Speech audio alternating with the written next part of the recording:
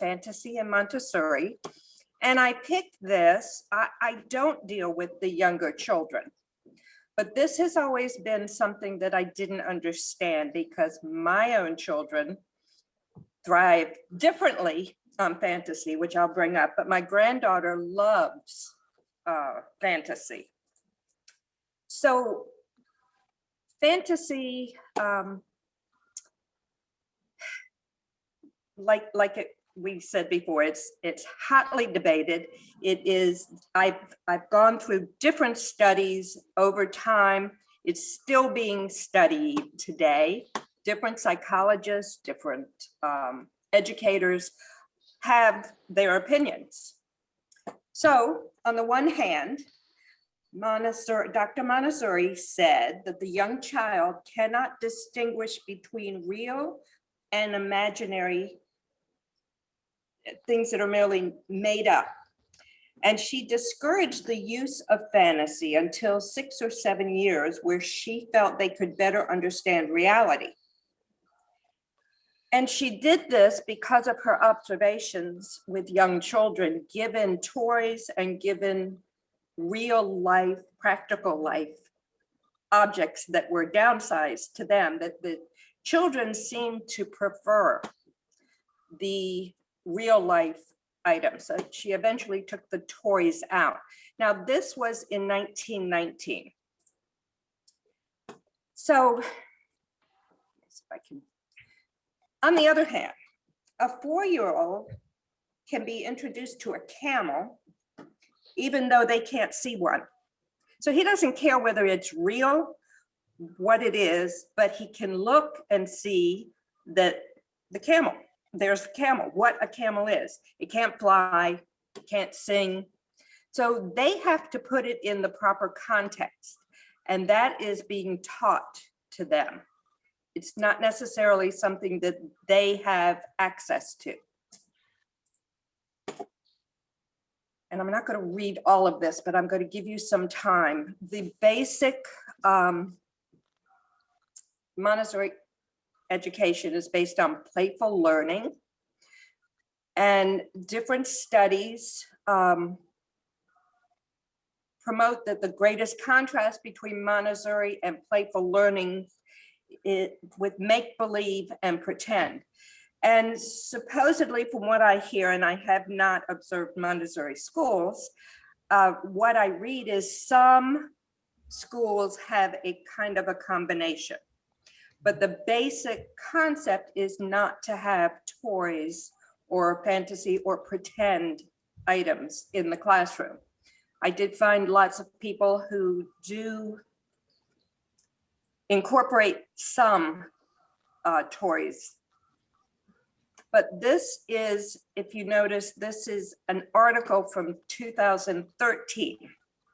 So I mention the dates because at different times there were different studies and different ways of viewing this.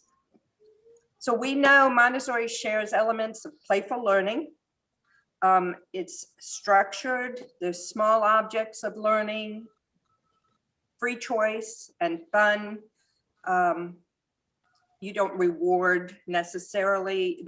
The reward is learning and doing and accomplishments. So in 2004, a psychologist, Sandra Russ, identified a number of different and effective processes that are associated with pretend play. And in these pictures, the children are using objects and using them differently than what they are meant to be used for. So this is something that's a natural pretend make-believe play that a child has. This one child is make-believing that they are in a boat and fishing, and the other child is playing instruments made out of everyday items. So this again is a quote from 19, yeah, should be, no, that's 1999 and 2011.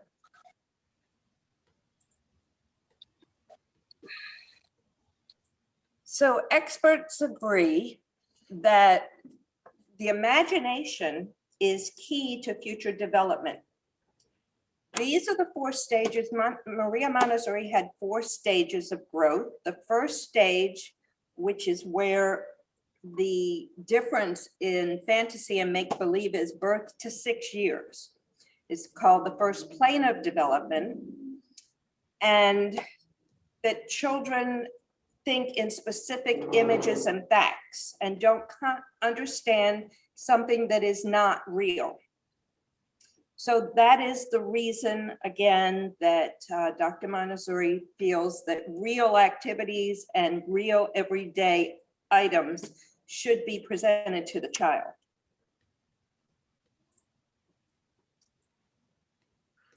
Young children need to experience with pretend and real situations to understand their natural magical thinking.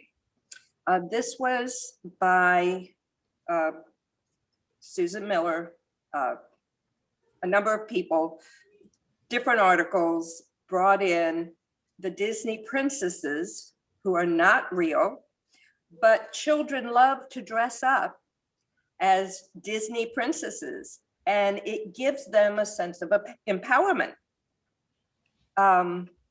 Children like to pretend that they're a teacher, and they may use dolls who are not real as students. And then children dress up as kings and you know, in our religion for Purim, we dress up as different characters. We imagine that we are different characters. A child may have an imaginary friend at this age, up to 6 years old, and they use magical thinking and they put it where they need to put it. This again is children playing with imaginary characters. And again, these are later studies. And these people suggest that it's important for emotional and self-regulation, mainly getting out aggression, that this has helped when children empower themselves through play to carry certain aggressions and emotions out. They're trying it on in a safe way. These are also imaginary, that children, there may have been dinosaurs, but children don't see dinosaurs. It's a way that they can understand their world. A lot of times when they are pretend playing, they are narrating what they are doing. They don't experience in real life pirates and superheroes, but they are explaining what their play is. And it has been shown that it does help with their behavior and their emotions to play in this way. So this is studies over the last 75 years. This was written in 2000, 2005. These are quotes and items taken from this time in studies. This is another psychiatrist that described a different way of intellectual structure, and that children use the process of assimilation and accommodation to create basically where to put these thoughts and experiences. And during the 70s and 80s, he defined knowledge as the ability to modify, transform, and operate on an object or idea. So this was his chart on this age. It's symbolic thought. He did not feel that it necessarily had to be real. It had to be a symbol and of the child's understanding. So this was what really struck me and why I picked this particular topic. In the late 1960s, which is when I was growing up, we had TVs in almost every home and children's programming. I had 2 sons. One of them loved Sesame Street, loved Sesame Street, and he identified with Elmo. Everything was Elmo. And Elmo is a very emotional character. He expresses his emotions. He's very caring. And this is that child. My other child, who was completely different, he did not like Sesame Street. He loved to sit with Mr. Rogers, who talked to a child on a level that was not childish, but he used characters in telling his stories. So the difference in my two children, the one who, not that it really makes a difference, I haven't thought too much about it, the one who liked Mr. Rogers is a very literal, he was an honor student, things came easily to him. He is now an artist, a tattoo artist, and he uses imagination. The other child who really was into Sesame Street, who struggled with attention deficit, did not accomplish things easily as far as education. He has a family and he's teaching his child. He is teaching his child about fantasy, big time. Sometimes I think a little too much. So the question of creativity, even though someone is raised in a Montessori education, does not mean that they are not creative.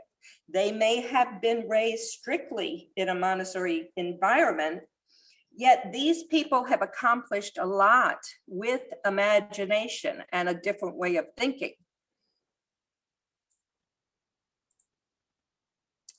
So this is basically why I chose this topic. We do sometimes tell our children, we don't necessarily use Santa Claus and the Easter Bunny, maybe the Tooth Fairy. We dress our kids on Halloween, on Purim. I know my daughter was fascinated with dinosaurs for some reason. Marvel comics are very big. And so these are still huge successes in society. So my conclusions are, there is no specific conclusion. It's still being studied, but Montessori teaches us to follow the child. And I think that is the best process. Okay, thank you. Thank you so much for really digging into that topic of fantasy. A lot of study, a lot of different Yeah, you ideas. obviously spent a lot of time, really looking at it. And I think this is one of the controversial topics of Montessori. In fact, there's a book called Montessori Controversy that dedicates a chapter to the idea of fantasy and imaginative play. And I guess, I think the important thing is to recognize that modern educational psychology and developmental psychology pretty much, has concluded that imaginative play and fantasy are important and they are positive things for children. And what's interesting about what goes on in a Montessori classroom is that children will find their way to do that, depending on what you give them. So you give them practical life and they're pouring 4 cups of wine, they're doing arbako sot. Believe me, they're doing play of, now I'm the Abba, or I'm the Ima, and I'm pouring the 4 cups. And, all the things that we give them in practical life, that is definitely how the children use it. There are other things in the classroom that you can do that are completely legitimate options in Montessori classrooms, like an imagination station in primary where they have like a layout of Mitzrayim, and it has a Moshe and a Paro, and they definitely can do imaginative play. So not to mention recess, of course, and all the different gross motor time. I think that television was not around at the time. That's true. That's true. And right. And she was Maria Montessori was really looking at a very different time in history. And what she found was really, like, if you give them the opportunity to role play all the things that they see around them, they will. She felt that it was best to do that through things that felt real. But I want everybody to recognize that it's okay to leave room for this in your Montessori classrooms. I think in the 21st century, the American Montessori Society realizes that there is definitely a space for this and should be a space for this. And you just have to be really thoughtful about where you're going to allow for that and how to harness it. Daniela. I have a couple of thoughts. Stop me if I get too wordy. One is in our school, we do take out toys occasionally if the children can't go out for recess in the primary classroom, then we take out toys. And in the afternoon, sometimes for the younger children, we allow taking out toys because it's really a long day for them, etc. One thing that we have noticed is that if toys are out for too long, that most of the children leave the toys alone and go to the works. Yes.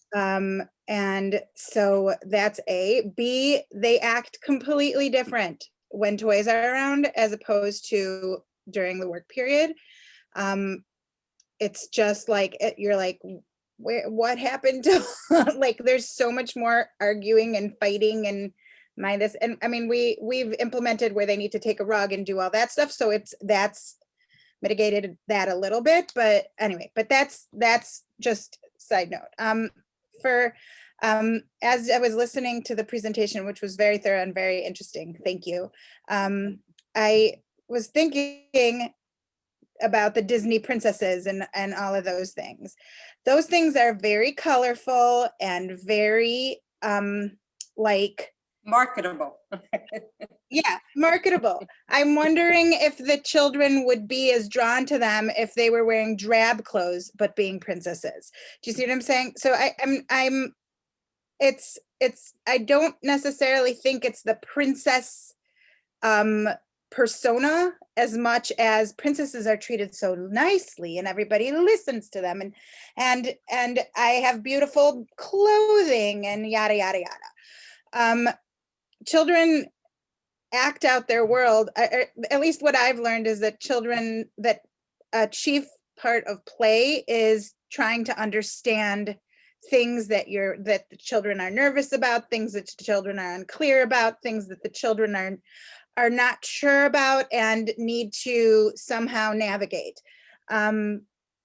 Putting a plastic lemon versus a real lemon does not change the play.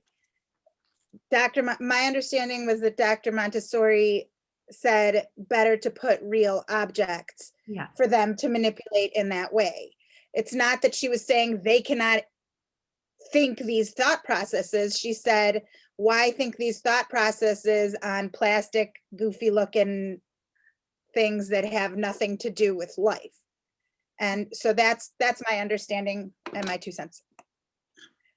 Yeah, it's hard to make it all concise, that maybe there's a place for in a different setting and depending on the child. With the magical thinking and the imaginary friend gets out a lot of things emotionally. The fantasy tended in all the articles to deal with the emotional level that the children couldn't express or understand, as opposed to, but not one or the other. No, absolutely. It's important for them to be able to, I mean, and that goes with the not understanding things and things that make you stressed and make you nervous and needing to process. I see that Rabbi Lindell has a question or a comment, but I actually think I have to move us on to Elias so that we can make sure to get to the lesson section that's coming up next. But maybe if we have some schmoozing time later, you can share with us what was on your mind. I always hate to cut anybody off. So Elias, That's okay. Thank you. You are going to be sharing with us about concentration. Is that right? Yes, indeed, yes. Okay. Can I share screen? You should be able to share your screen. Okay. Can you actually sit here? Check on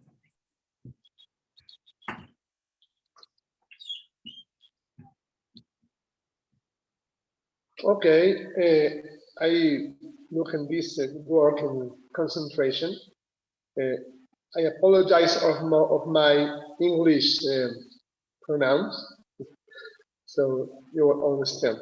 Maria Montessori used this term to describe the process with which the child passes from the state of deprivation, mainly characterized by the undisciplined idleness, a normal state, filled with an inner peace and order. Sorry. Most of the children, when they arrive for the first time to a Montessori classroom, are in a not normalized state. Normalization occurs when the children start working. Materials bring normalization and interest, and they repeat and develop concentration. Concentration is the key of the normalization. The characteristic of a normalized child from 3 to 6 years old is love for tidiness, love of work, deep spontaneous concentration, reality attachment, love for independent work, and silence. The normal thing that the child wants to work in silence, knowing a noisy place.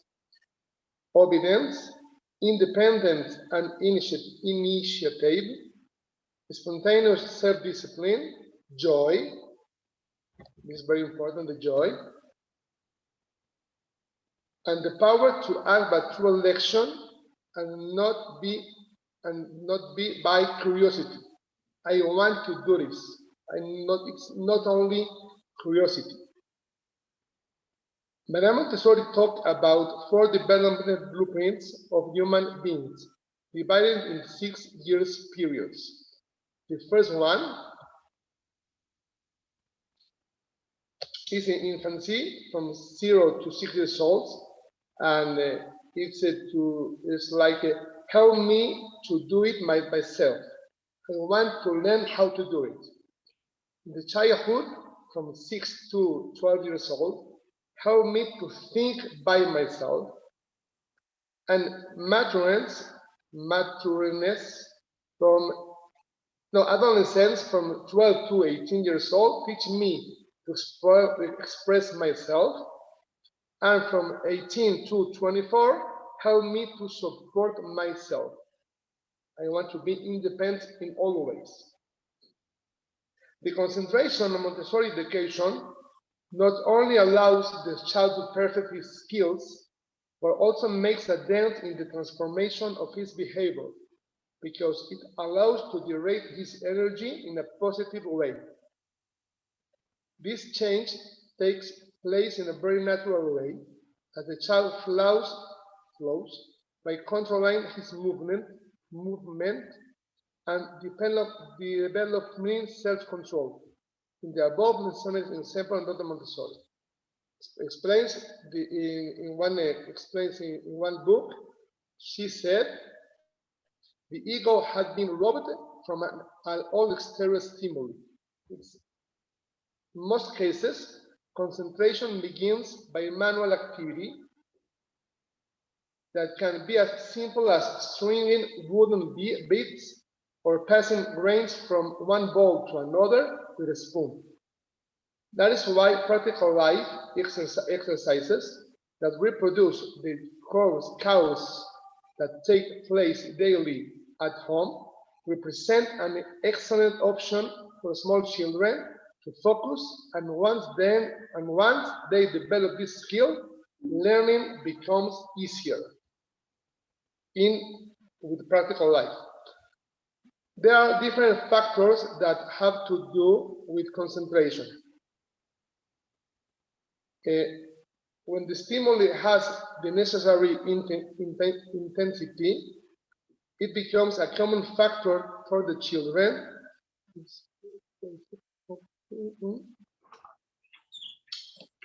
What's happening? Okay. It becomes a common factor for the children to be exposed to an overstimulation that overwhelms them and makes it difficult for children to concentrate. It's that the activity is new and awakes curiosity. Objects used should be contrasting in colors and in shapes and this. Offer the child the proper challenge, engage of his skills. If the code is too simple, the child will be bored. If it's too difficult, it will cause frustration. In both situations, the child will abandon the car and in a short while. In a prepared environment, materials offer the control characteristic of error. In other words, it allows the child to be aware of mistakes, and he or she can redirect the activity. This prolongs his attention span on the exercise. En resumen, the normal thing in a child is to be concentrate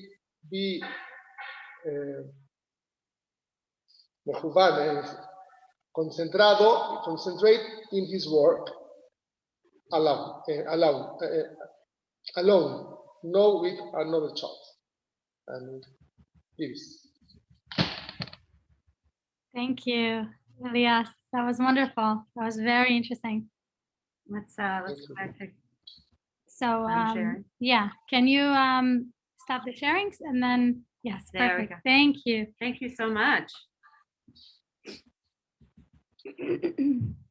Were there, oh, we have a hand clapping. Was there feedback or questions on the ideas that Elias presented about concentration in Montessori? Si alguien me ayuda con traducir las preguntas para poder contestarlas.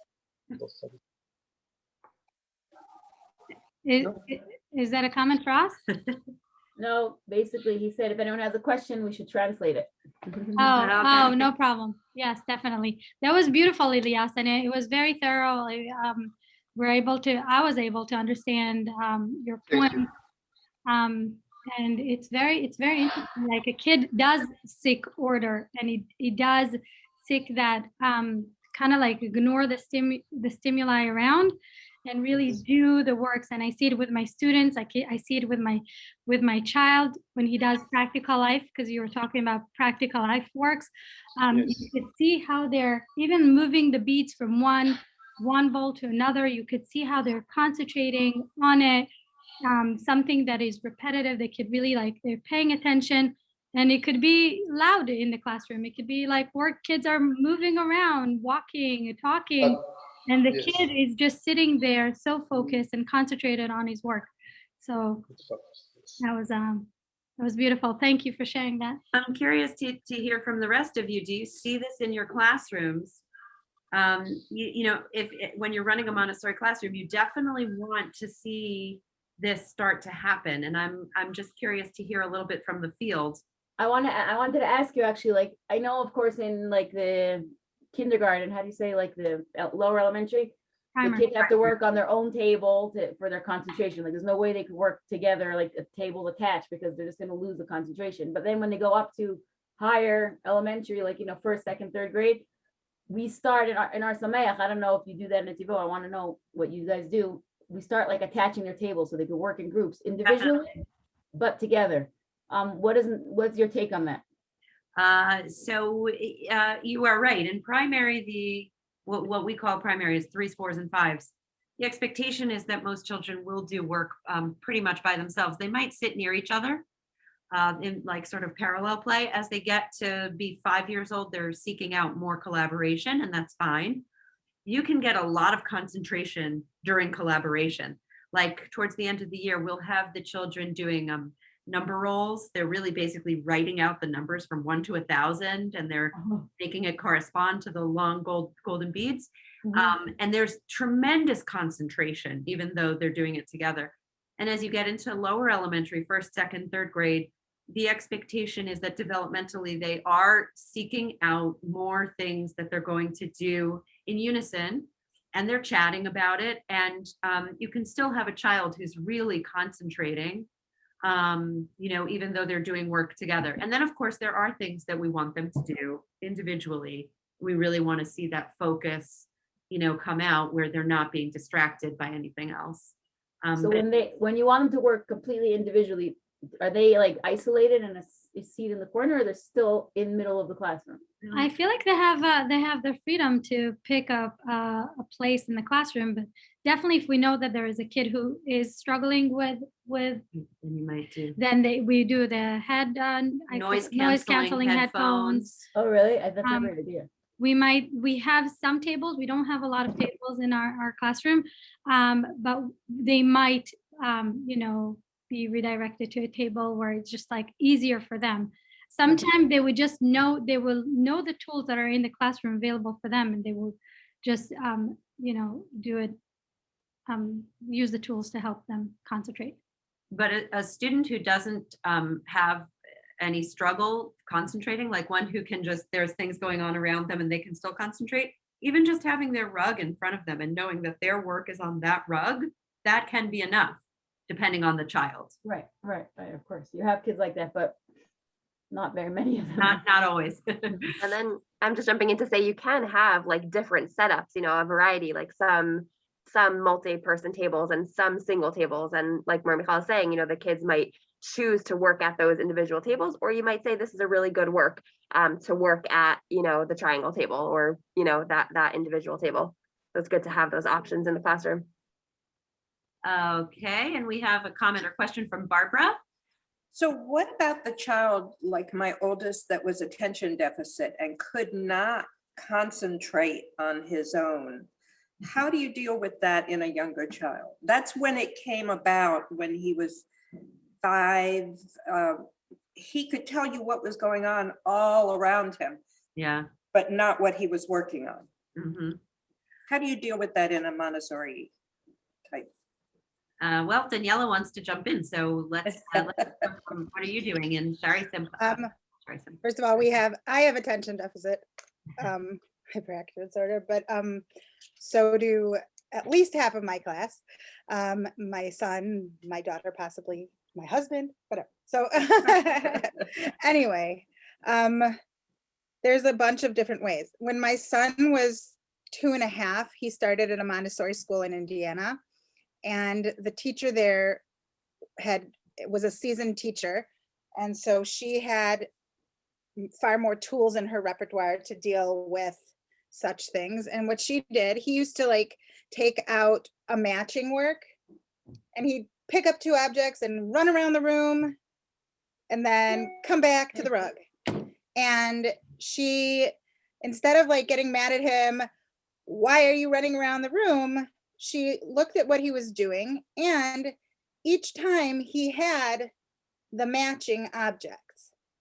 So she realized, and I learned a lot from this, she realized that what his body needed, what his neshama needed, was to do that, to have that gross motor element along with the matching. And she let that go because she was following the child. I think that if you have the means and the space, letting them add in a gross motor component can be very helpful. And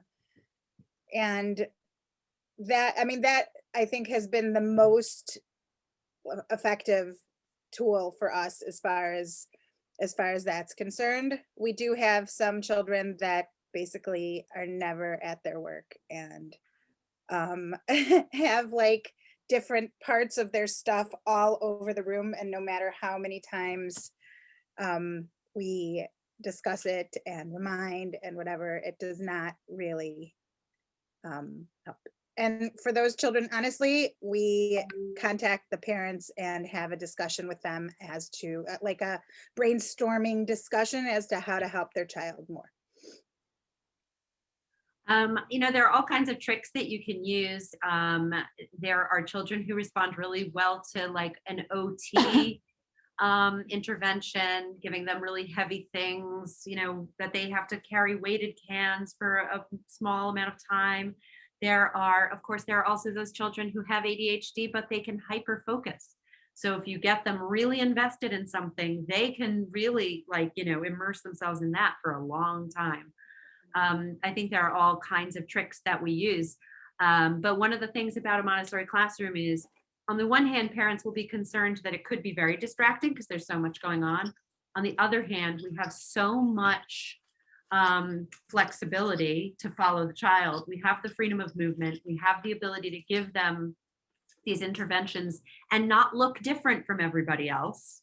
That I think there really are good ways of addressing their particular needs.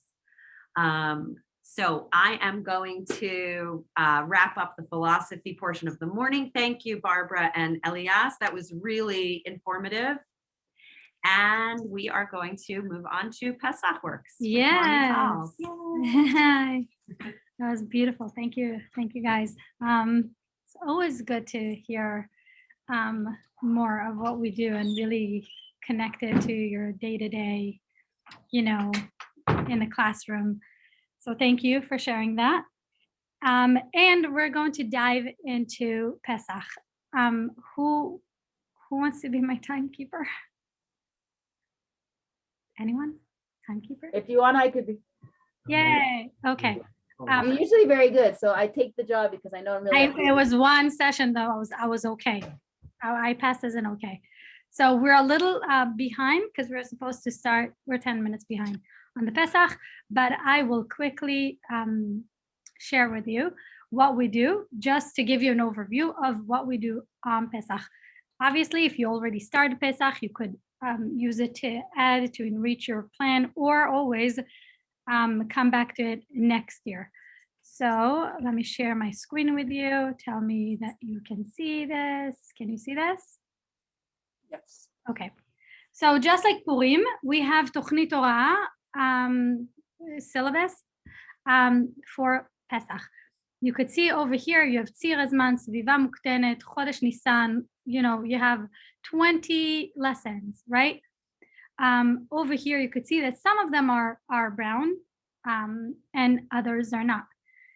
The brown one are for everybody. It's a lesson that we give usually after morning circle. So in the morning circle, I don't know if you do morning circle.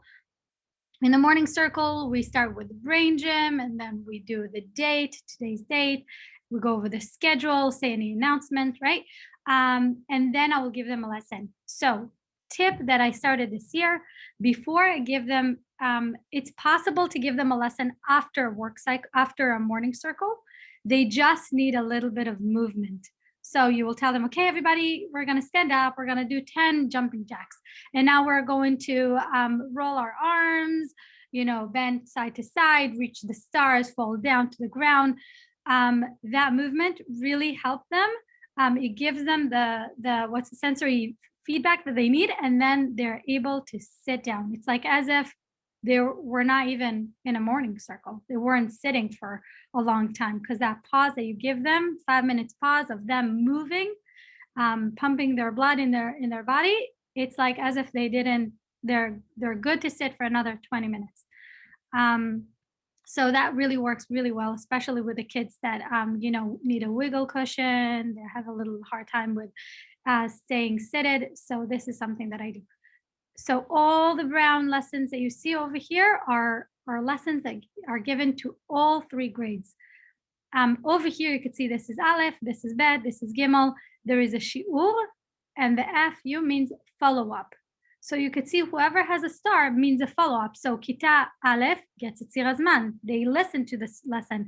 Kita Bet listen to the lesson. Kita Gimel does a lesson and listen and also do a follow-up work. Okay? So the same with many, but for example, Sviva Muktenet Mitzrayim, it's only a lesson that is given to 1st grade. Situ, right?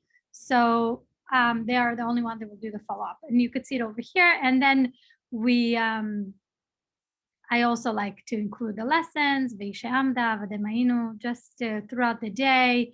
After a morning circle, we'll sing one. After I if I want to talk about how bad he was and how Hashem saved us over and over again from anyone who's trying to hurt us. I will end the lesson with that song. So over here, you could see Shavua Rishon, the first week, it's really lesson 1 to 7. Shavua Sheni is 8 to 14. Shavua Shlishi is 15 to 20. Right? It just gives us like, when you are organized, right? The prepare a teacher, right? That it really is clear for the kids. They really can sense when you're stressed, and they can sense when everything is calm and it's good. Especially this year that you feel like, how do I do this? How do I do it from this house to that house to this grade to, you feel like your brain is everywhere, right? Even in our personal life, like when cleaning to Pesach, everything's like, so when you organize the lessons, when you say, these are the lessons I want to give, and be connected to reality, is it even possible? Then just write it down. You have a planner for yourself. What do you want each one to do? What lessons you want to give each day. So over here, I will just quickly share with you that additional to the planners, just like they had for Purim, in the back of the planner, they have a checkout list. Check up. Okay, it's a list that they check it out and Checklist. Thank you, checklist. Making sure that they're on top of their work is really accountability. Like I want to complete this. They're so excited when they complete the whole list. So this is Aleph, Bet, and Gimel. You could see here, it's Razman Chodesh Nisan. It's not lessons that were in the other planners. So this is what we do, how we keep the kids organized, how we keep the syllabus, whatever we're planning to teach, organized. Organize is a really, really important thing to do. So I will share this list with you guys. If you want to, I can share it on WhatsApp. Please. I have people that they email me and they WhatsApp me. Thank you so much. Please, if I don't do something, or you have a question, or you're in the middle of giving a lesson and you don't remember what exactly the material and you need a picture, let me know. Daniela, the one time I couldn't do it is because I got COVID and I couldn't take the pictures. But I'm really, really on top of it. I mean, I try to. So, and it's my honor. So please contact me if you need anything. So just like every lesson, every time that we are approaching a major holiday, we start with Tzir Hazman. So let me share with you another picture that we just gave this lesson last week. So this is our class pet, the dog. So over here, I said to them, sorry, I'm just gonna bring my notes over. So we said what holiday is coming up. This is obviously the timeline, Tzir Hazman, the Jewish timeline.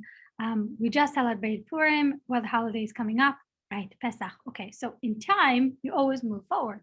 So that means this is forward to the right, right? So Purim just happened. Now it's Pesach, so we should go forward. That's not how it is, right? Pesach happened many years, long time ago, before Shushan. The Shushan Nes Purim is over here. Before Nes Purim.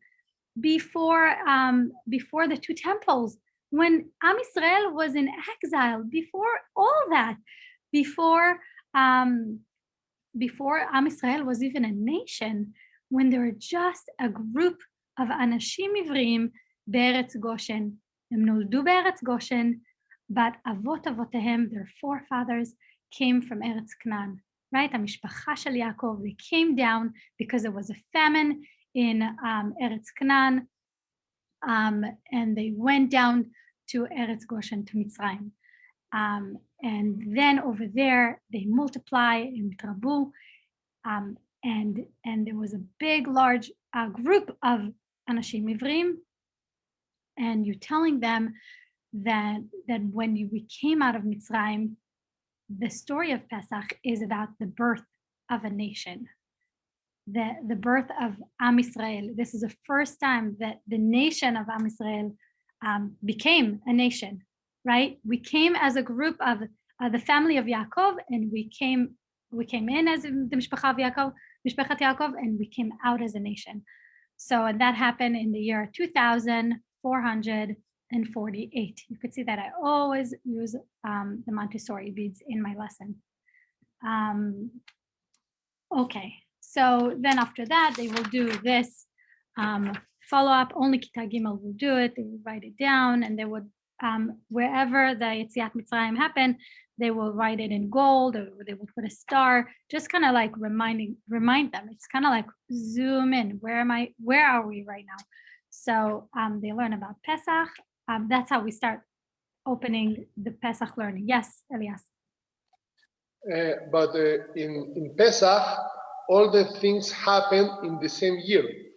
So Nachon. what you can do to do this chart? The same, all the things happened in 2448. Nachon. It Okay. doesn't divide Pesach itself. It says Briat Haolam, right? It's אוקיי, כל ציר הזמן כולה. נכון, כל הזמן אתה משתמש אוקיי. בציר הזמן כולו. נכון, whereas מתי קרה נס פורים, when was נס חנוכה, when was the first temple, the second temple, when did we establish the state of Israel, and today's date. They will write today's date, hayom. Okay, so that's how we start, and then I will show you, and please ask me a question if you don't understand something of what I say. I'm going to show you the Haggadot. The Haggadot are very, very different from each grade. Kita Aleph, this is their Haggadah. They're always matim shorashim, right? They're really learning, conjugating the verbs into Hoveh. Last week, we taught them set B, so they can do certain shorashim in their Haggadah, like shoteh, because it's a shoresh that ends with a hey, ro'eh, I think. So over here, you could see when you teach them dikat chametz, they will fill in, they will conjugate the verbs. And then there are pictures of them, actually reenacting the thing. So over here, you could see this from last year. Shmuel oseh kiddush im yain, right? Ve'omer bracha she'echeyanu. Shmuel shoteh kos rishona. And over here, there is a kos rishona, and it says ve'otzeti.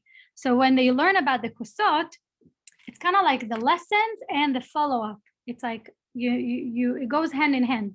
So you can't like give a lesson to everybody and say, everybody, we're doing the same follow-up, because everybody has a different follow-up.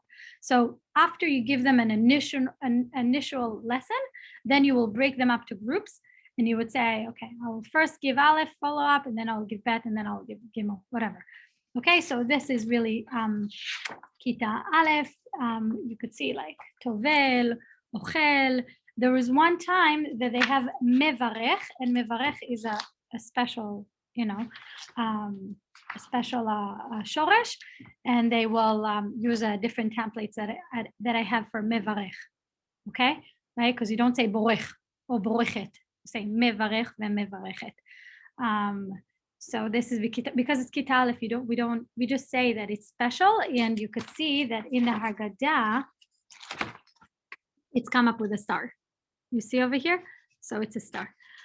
Tov, Kita Bet is amazing. I love Kita Bet. And this is really to keep them engaged. So I could tell you for that when my daughter was a second grader and when she was a third grader, she was the star of Leila Seder. Why? Because she was giving lessons to her cousins, to her uncle or aunt. She was like a Montessorian. He's like, I'm gonna train you guys. So what they do, Kitabet, is, just give me a second, is making a Montessori miniature model of all the lessons that we have in the classroom. They have in their Haggadah. So how do you do your works? Well, you do your works on a rug, right? So here is a small rug. It looks like the color of the rugs that we use in our classroom, right? And it says Vehigata labincha. And this is a phrase that we say almost every day when we learn about Pesach. We really emphasize the whole point of Vehigata labincha v'yom ha'u. Okay, so, and you could see that inside there is millions of, just dropped something, millions of little envelopes. And later on, when I'll give you the Kiara lesson, you could see that they have tags. They have little miniatures objects. They have Kiara, right? And they put it on their rugs. And they say, here's the Kiara, and this is ביצה, זכר לקורבן חגיגה, and זרוע, זכר לקורבן Pesach. They are immersed in the seder. Like, it's not like sitting there and just observing the seder. They are an integral, they are an important part of the seder table. And the feedback that I get from the parents is amazing. It's really, really, really good. Okay, so this is second graders, and the third grader is what I'm going to focus a little bit now. So in third grade, we are basically teaching them that מצווה עלינו בכל דור ודור חייב אדם לראות את עצמו כאילו יצא ממצרים. ואנחנו עושים את זה. Now, there's another מצווה. והגעת לבנך ביום ההוא. להגיד, הגדה, הגדה, to tell, לספר על יציאת מצרים. בכל המרבה לספר ביציאת מצרים, הרי זה משובח. Right? And you can never say enough. You could even like tell them about the scholar Elazar ben Azariah. הרי אני כבן 70 שנה. Right? He's so old and he's learning about Yetziat Mitzrayim, and he's relearning, and every year there is never an end to learning Torah, and there is never an end of learning about Yetziat Mitzrayim. Right? So I tell them, well, this is a mitzvah that we're going to do this year. Well, do you have kids? Do you have banim? Well, your parents have kids, but you don't have kids. So that means that you can't fulfill this mitzvah? Of course you could fulfill this mitzvah, because this year, third graders, you have the zchut לזכות את ההורים שלכם בקיום המצווה. And how can you do this? How can you help your parents fulfill this mitzvah? By asking them questions. When my son was young, he was walking around pointing at things and saying, Lama, why? Why are we doing this? How are we doing this? When you ask questions, then you understand better. And we literally have a conversation about the importance of asking questions. This is a conversation you could have with third graders. You ask them, but is there such a thing as bad questions? If I'm asking an easy question, like who took us out of Mitzrayim? Is that a bad question because it's an easy question? No, right? But what about a hard question? Is a hard question a bad question? If your parents cannot answer, is that bad? So one of my students this year, because I gave them already this lesson, she said, Mori Michal, but then if they don't know it, then you get to research and answer with your parents, which is amazing. And I said, she's like, I get to learn and my parents get to learn. And I said, and that's something that you could share with your parents.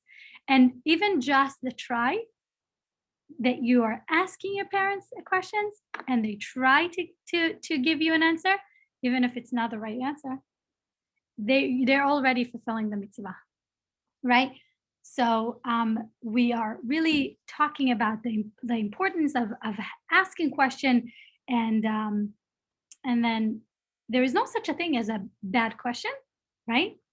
But it's very important to know when we're asking question or how are we asking question. Think about it. Rasha, one of the 4 sons, he was just asking a question. Ma avodah zot lachem? He didn't ask it nicely, right? Yeah, there is a whole point of inyan hatrasa, like, are you patronizing? Are you asking genuinely? Chacham really wanted. He's like, what? Tell me, what is this?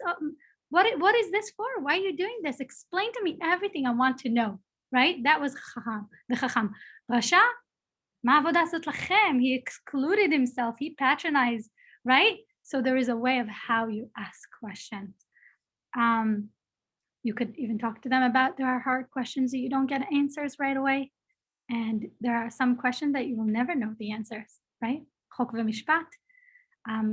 So you could talk to them about that, right? So that is Kita Gimel. And over here, I will show you what they do. They basically ask questions, and they put it in little cards over here.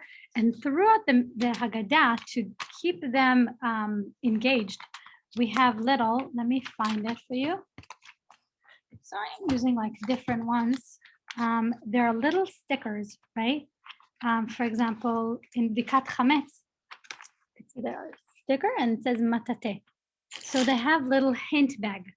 This is hint bags, and there are little objects, right? So they might, one of the cards might say, מה עושים בבדיקת חמץ, right?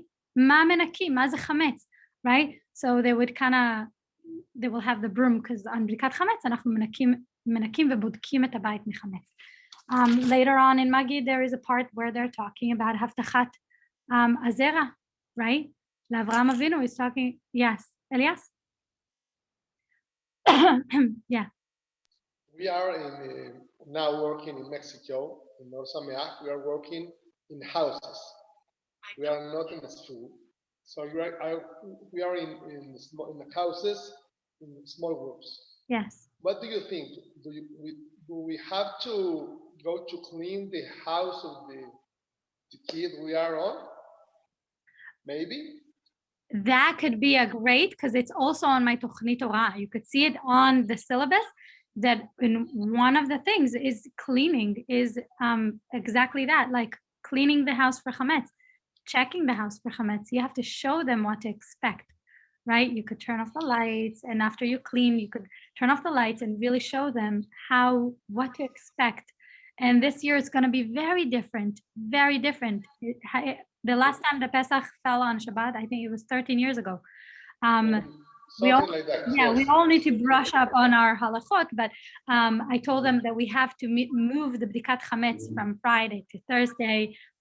We don't say kol chamira v'chamia. אנחנו לא יכולים לבטל את החמץ, because we're eating chametz on Friday. We need to eat challah, and we have until the next day to eat challah, and after we're done with it, we need to be very careful. We flush it down the toilet.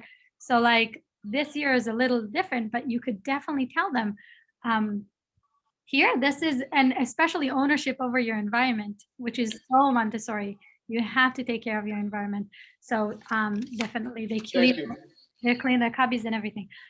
Okay, so when they were talking about Avraham Avinu in the Agadah, in Magid is so long, it could become very tiring. So they have hint bag, and like they say, oh, they're going to the page about where it's talking about Haftachat HaZera, Nachon, Brit Ben HaBetarim. Give me a second, right over here, and then they wait, no, here. So over here, and then they bring out like what happened. HaKadosh Baruch Hu הבטיח that Avraham Avinu will have many stars like the sand, many children like the sand and the stars, right? So it's like little hint bags.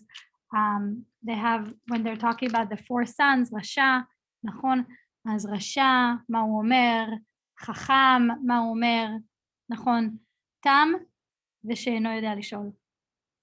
Right? So this is,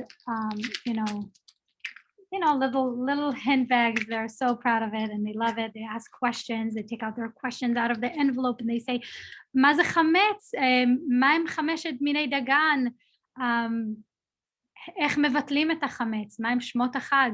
Right? They come up with really good questions about the makot. So this is, what is the difference between this? So they could ask the parents, oh, what's the difference between this and this? So they say this is a mitzrim, right? They couldn't see, אבל היהודים יכלו לראות במכת חושך. So it's kind of like keep them, and you could see that if you have little kids. I know that it's still Corona time, but if you have little kids in the class, in the table, they becomes into a discussion. So it's not like a toy. It's like no, you have to understand. You see the X, if they can't see. So this was it. You could talk to them about Korban, right? Pesach matzah maror, keves. So they have little objects here, and really, it really helps. Keter malchut, where אנחנו לא עבדים יותר, אבל אנחנו תמיד עבדים של הקדוש ברוך הוא. So it's kind of like they could use little things. You could use whatever you want, whatever interests your kids, whatever, things that you could get them excited. Because you have to understand, Kita Bet has their pictures, and Kita Aleph has their pictures in their Haggadah. Kita Bet has all this miniature, works, and we have a Haggadah with question cards. That's not fair. So you have to make it fun for them. So this, and it was a hit both years. My daughter, first, second, and third, she wasn't here in first grade. So second, she was giving the seder to everybody, and the third grade, she was able to ask her Babi and Zaidi especially questions. Okay, so this is basically an overview of the Haggadot. Now we are going to the next lessons that we do with the first grade. You even saw it in the syllabus. Is that a English word? Okay, good. That's what we are. The next one is Viva Muktenet. So it's only for Kita Aleph, and let me go down to the rug. So let me see if I could do it without a feedback.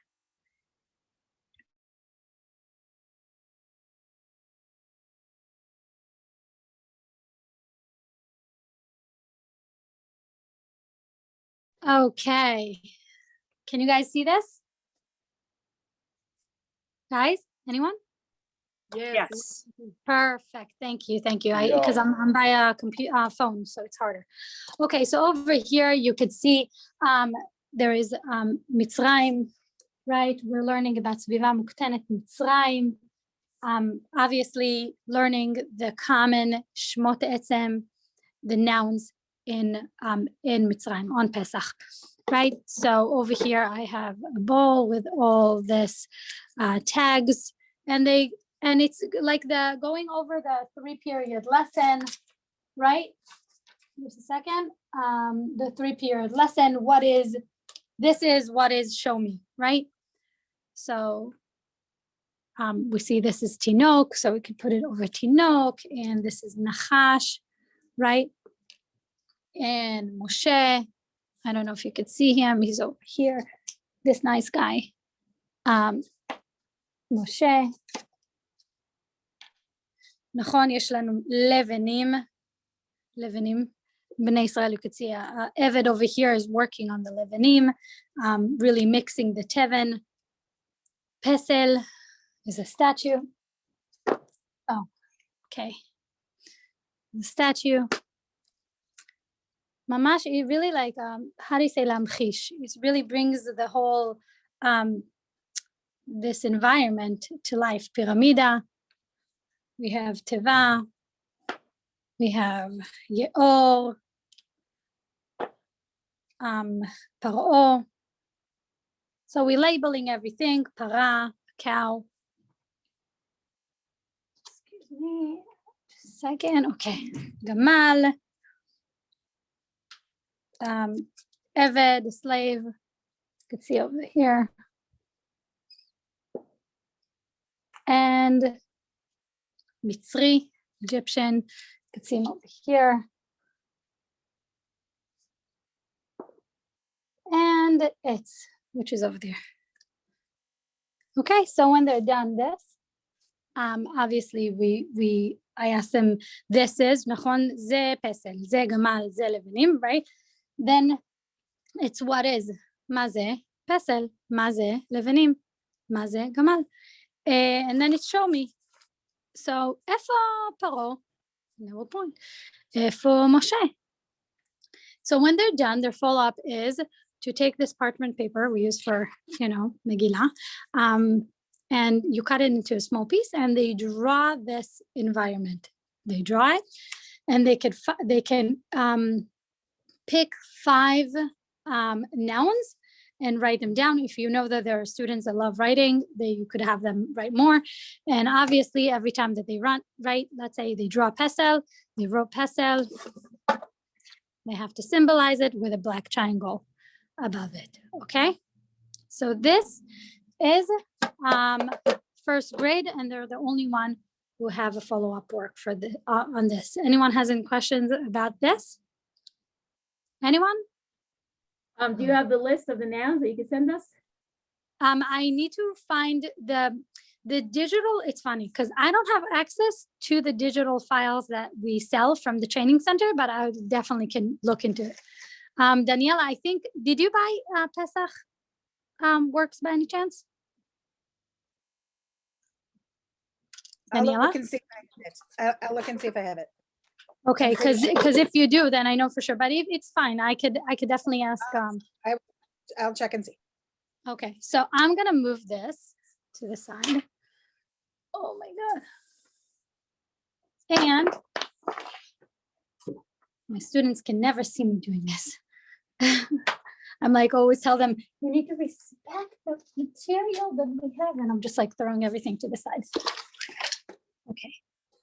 אז השיעור הבא, זה שיעור שאנחנו נותנים לכולם. דניאלה, thanks, very amusing. השיעור הבא זה שמות החג. מה זה שם? And this is, by now, they already, Lashon Torah, they teach them in units, right? So they already got to, I believe it's unit 3 when they are introducing to Im and Ot, which is plural. So Shem is name, Shmot is names of the Chag. They already have it many times. They had it in Rosh Hashanah, in Sukkot. Okay, so the first name is חג הפסח. כולם מכירים את זה. למה קוראים לחג הפסח חג הפסח? כי השם פסח על בתי אבותינו במצרים. Right? Because Hashem passed over the houses of our forefathers in Egypt, right? And then over here, you could show them a picture of how they put dam al mezuzot on the doorpost and the lantern, and I forgot how you call the mashkof on the top. You have Chag HaMatzot, that's another name. Why it's called Chag HaMatzot?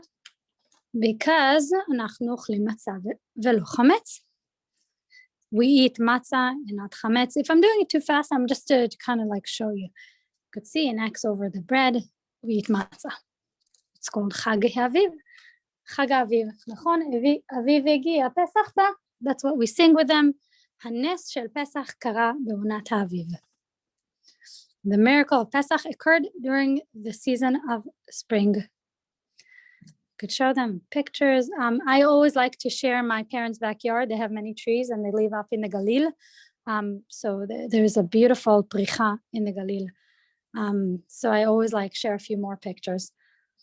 זמן חירותנו. כי השם הוציא את בני ישראל מעבדות לחירות. Because Hashem brought us out of slavery to freedom. And then you could see Kriyat Yam Suf. Okay, so this is Shmot HaChag. You might say, okay, so what is a follow-up for this lesson?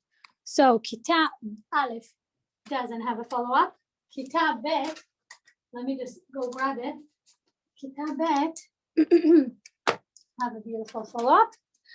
And now I will show you. Let's pretend that this is my Pesach table, right?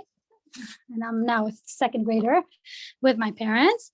And I'm putting my rug is on the table and I'm going to my Shmot HaChag envelope. You all can see this?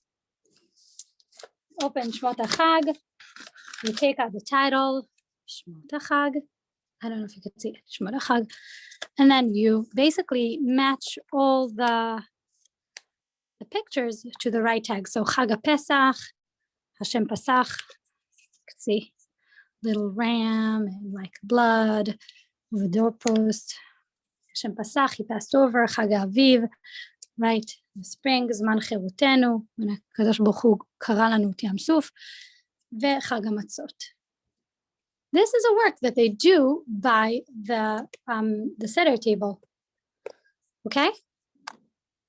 Beautiful. Okay. I'm a third grader now. I added a file to the chat. Thank you very much. Okay, so Shmot HaChag, we can ask many questions like, now I can't find it. Where's the Haggadah? Shmot HaChag here. Shmot HaChag, they will take it out. Here is a question that they came. Be'eze ona, יש פסח, נכון? באיזה עונה חוגגים את חג הפסח? למה החג נקרא זמן חירותנו? This is a legit question that they're going to ask their parents on Pesach. מה פירוש של פסח? In my cards, it's obviously like that's not how it looks on in their Haggadot, but they also translate the question into English because some of our students, their parents don't understand Hebrew, right? So they will have English underneath. מה הם שמות החג? מהי המצווה העיקרית של הסדר? מהו הסדר? Okay, so these are questions, right? They will come every year. We have different sets. I could show you that my daughter's question were totally different. Something like if there's so many names, why we only call it Chag Pesach, right? So this is for Kita Gimel.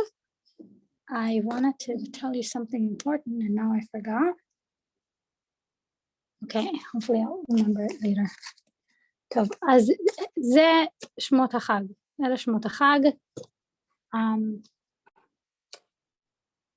Also, when we teach them about Pesach, we will go and they will also work hand in hand with highlighter. And for example, in Dikat Chametz is like we're teaching them what is Chametz, Bi'ur Chametz, Bi'artel, Levatel. We are really finding the words that repeat themselves a lot.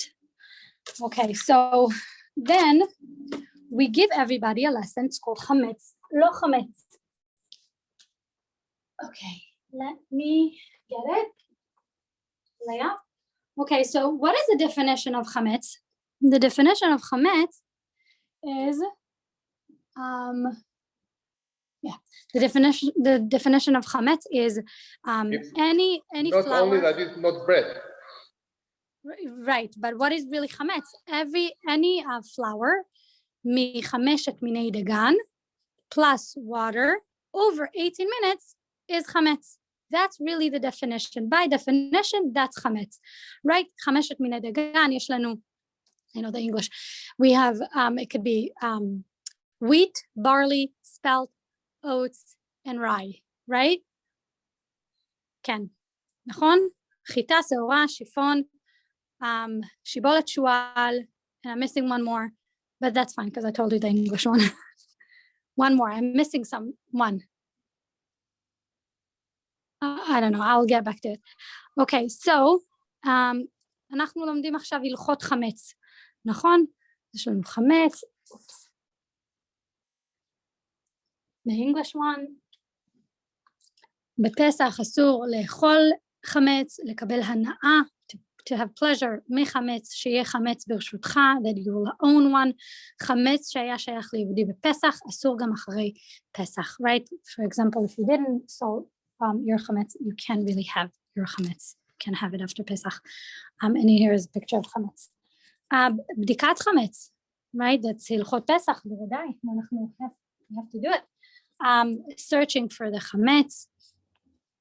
I'm sorry that it's not the same size. This is definitely something that it's on my list to fix.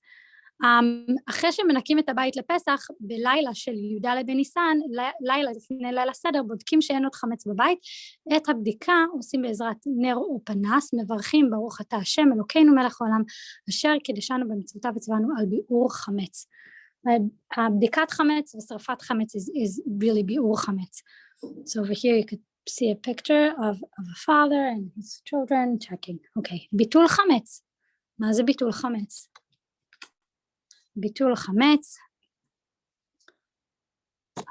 Sorry, tell me if anyone like need me to slow down or like go a little translate the Hebrew. אחרי שבודקים שאין עוד חמץ בבית, מחליטים ואומרים שאם יש חמץ שלא מצאנו, הוא יהיה בשבילנו כמו אפר והפקר, ואנחנו לא רוצים אותו. Right, so after you check the house from chametz, you decide that any chametz that we didn't find, it's like dust, it's like hefker. We don't want it, right? So I don't want any chametz. ביעור חמץ, right? Burning the חמץ. בבוקר של י"ד בניסן, לפני חצות היום, before 12 o'clock, 12 p.m. כמה שעות לפני ליל הסדר, שורפים את כל החמץ שנשאר, מבטלים את החמץ פעם נוספת. This is when you say again, כל חמירה וחמיה. ואומרים שכל חמץ שיש אצלנו הוא הפקר ולא חשוב בכלל. אם מוצאים חמץ בפסח, צריך לכסות אותו ולשרוף אותו בהזדמנות הראשונה. So even if we find some people cover it and other people burn it. And as you said, this year we have to tell the child that this we year can. it will not be a שרפה. נכון, לא יהיה ביעור חמץ? לא. No, you can't. Not in the not the ערב פסח. לא, לא, נכון. ביום שישי בחצות היום אנחנו נשרוף את החמץ, אבל אנחנו לא נגיד כל חמיה וחמירה, כי אנחנו צריכים את החמץ. אנחנו לא יכולים להגיד שכל חמץ ברשותי הוא הפקר, כי אנחנו עכשיו נאכל את זה, אנחנו נאכל חלה בשבת. אבל אנחנו, we will tell the students they have to be very mindful where they eat the challah. They can run around the house. It has to be a designated place. Some people eat outside their house and they sell their backyard, you know. Okay, mechirat chametz. And then obviously every chametz that you have, you flush down the toilet. Selling the chametz. מי שלא רוצה לשרוף את החמץ שיש לו, כי יש לו הפסד גדול, יכול למכור את החמץ שלו לגוי ולקנות אותו מהגוי אחרי הפסח. I actually show them pictures and also a video of how הרב הראשי בישראל, it's a whole ceremony when he sell the chametz to a goy. This goy is very famous. It's all over like the news. This guy is very famous because he buys all the chametz of all the Jews in Israel. So this is mechirat chametz. Okay, Kita Gimel will be the only one who will have a follow-up. What their follow-up will to ask question about biur chametz, right? Al bdikat chametz. Where is that? Here, chametz, right? There's many questions. מה עם חמשת מיני דגן, the 5 species of דגן, of grain. מה צריכים לבדיקת חמץ? למה מוכרים חמץ? Why do you sell חמץ? מה עם שלושת הדברים שאסור לעשות עם חמץ? 3 things that you're not allowed to do with חמץ, right? You're not allowed to eat it, to enjoy it, and that you would have it as your possession, that you have it. מה עושים עם החמץ שאנחנו לא רוצים לבאר, כמה סוגים של קמח עושים חמץ. So it's just different questions. You can have a discussion and brainstorm with your kids, your students, what questions. Here is the layout. What question we can ask about this? Okay. Okay, so this is Kita Gimel and Kita Aleph and Bet don't have a follow-up about this lesson. Okay, after this we have חמץ, לא חמץ. טוב, אנחנו יודעים מה זה עכשיו חמץ, אז בואו נראה with actual things what is חמץ and what is not חמץ. Anyone time check? Are we good with time? It says we have a break. It says we have a break at 10:20, and now it's 10:30. So if you want to like stop in like 5 minutes and give a 10-minute break, whatever you want. I think should we break now? Just because I wanna be able to do this after. Is it says 10:20, so we're 10 minutes behind. Now it's 10:30, so we can take a break till 10:42. Okay, so guys, we're gonna take a break. Let's round it up to 10:45. Let me just go back to my my computer.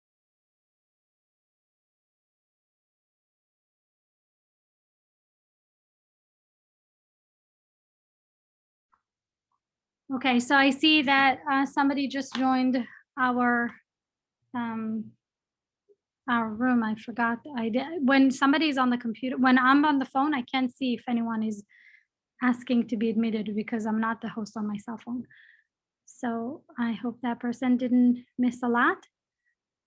Okay, so we are going to have a break until when? I would like 10:45 now. 10:45. Okay, so I'm gonna keep the computer on. You could go bathroom, coffee, water, whatever you want. Okay, and we'll see each other 10:45. Okay, see you. Thank you. I might go out and come back, so just accept me, okay? If I don't, then just WhatsApp somebody because I'm not Okay. gonna see it. Okay. Thanks. Sure. And if anyone has questions for me, I'm here.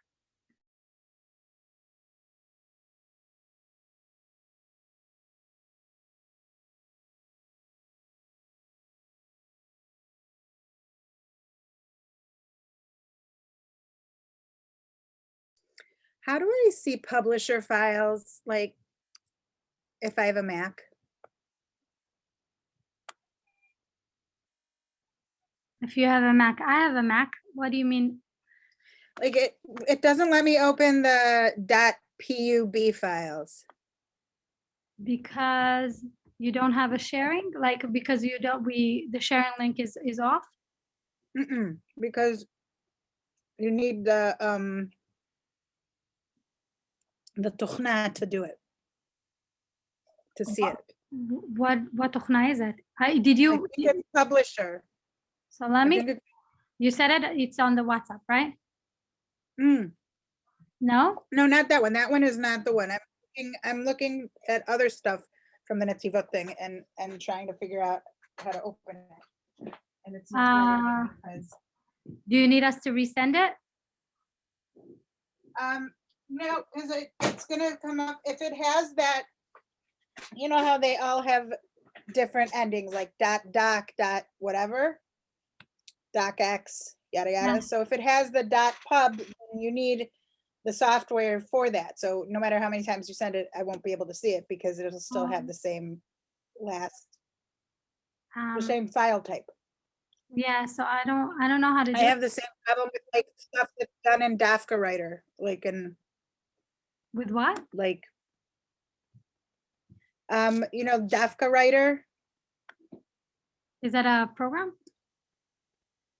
that's also a program that I don't think is used as much anymore, but it has been used in the past. And so both of those I can't open files on because I don't have the software for them. Do you think it's an old software? That's why. It's very possible. So I think we need to update our files. That's all. Possibly. Let me see. What I'm looking at is it says daf לפספורט עם שורות לאורך. Okay. Do you I think it's a know dikduk. what that is? I think is it a Pesach? It doesn't make sense. It's Yeah, Pesach. it's in the Nativot Pesach file. דף לפספורט, דף עם שורות.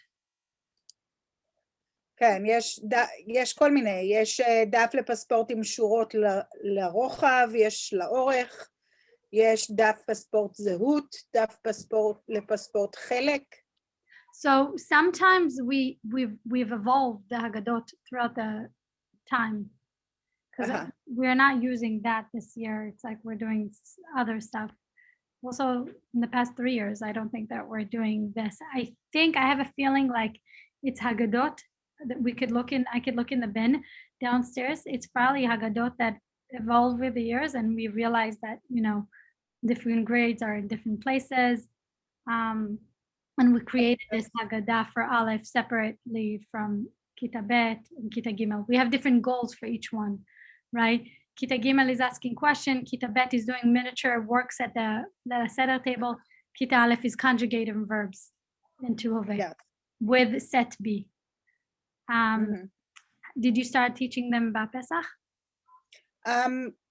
We're starting today. Today we're doing the first page of the Haggadah.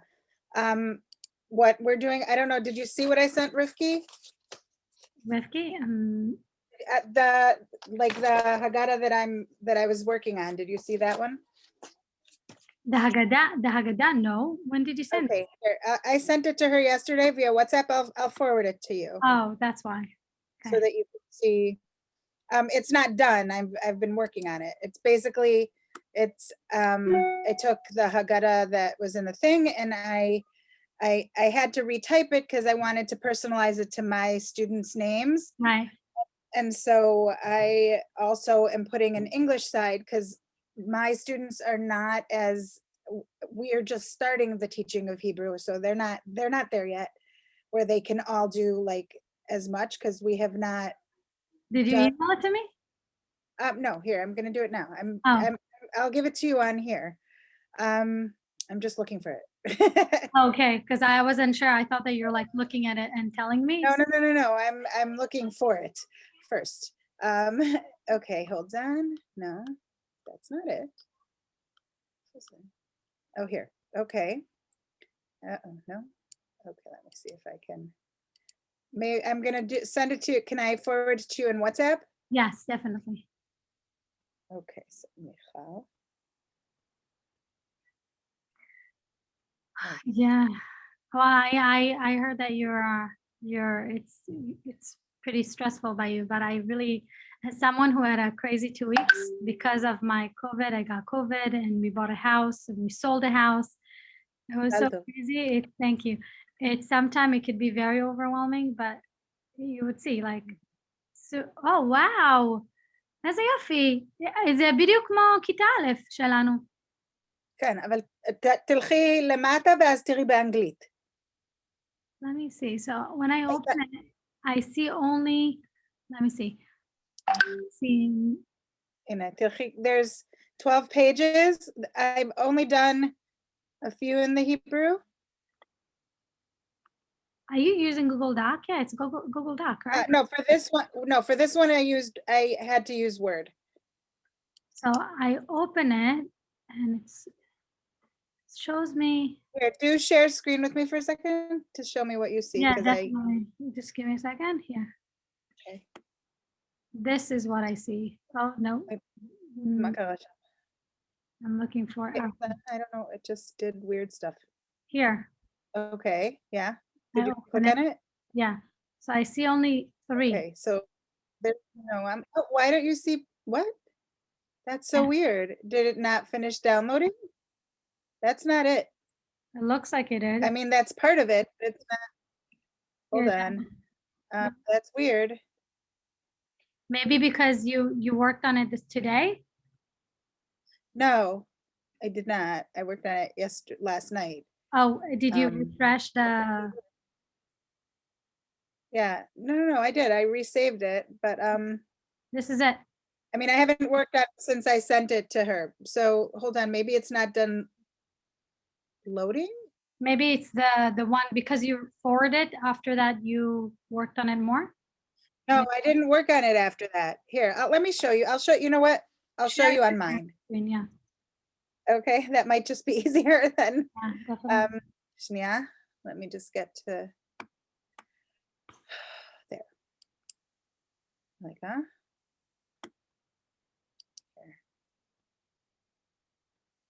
And Rabbi Lindell, if you want to join our conversation, you're welcome. Or Yeah, feel- for sure. Yeah. For sure. Okay, Um, I didn't have anything to add right now. No problem. Okay. Let me just turn off my WhatsApp because Okay, so now I'm gonna put this back here. Hold on. Now I can share screen. Okay. 1 second. It's now asking me fun stuff. hi Nanua. Ken, I see. Now it's muted, I think. I Kadesh. can't hear anybody now. That's so weird. You can't hear me? Michal, were you talking? Because I can't hear you. What is going on? I can hear you, Mazel, Mara what is Michal. going on with my? Yeah, I think Hold on, she. I'm stopping sharing for a second. Wait, no. You are sharing sound. Uh-oh.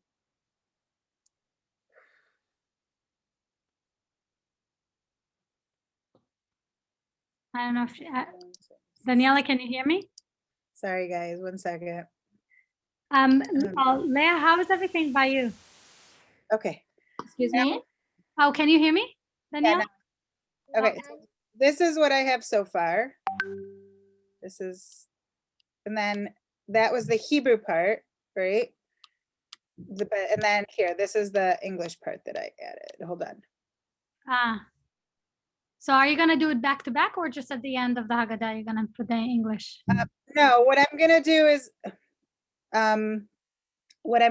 is my first year's and one, possibly 2 of my second years are gonna do English. Okay. And I put like, in the English one, I put like the verb to be, let's say, and then they have to conjugate it in English. Like kind of like the Hebrew one. And then I put some added questions like what are the 4 things we use for karpas? What are the, you know what I mean? Like in that, so that they had not just English, that they're just, you know what I mean? Like it had to be something that they were doing there.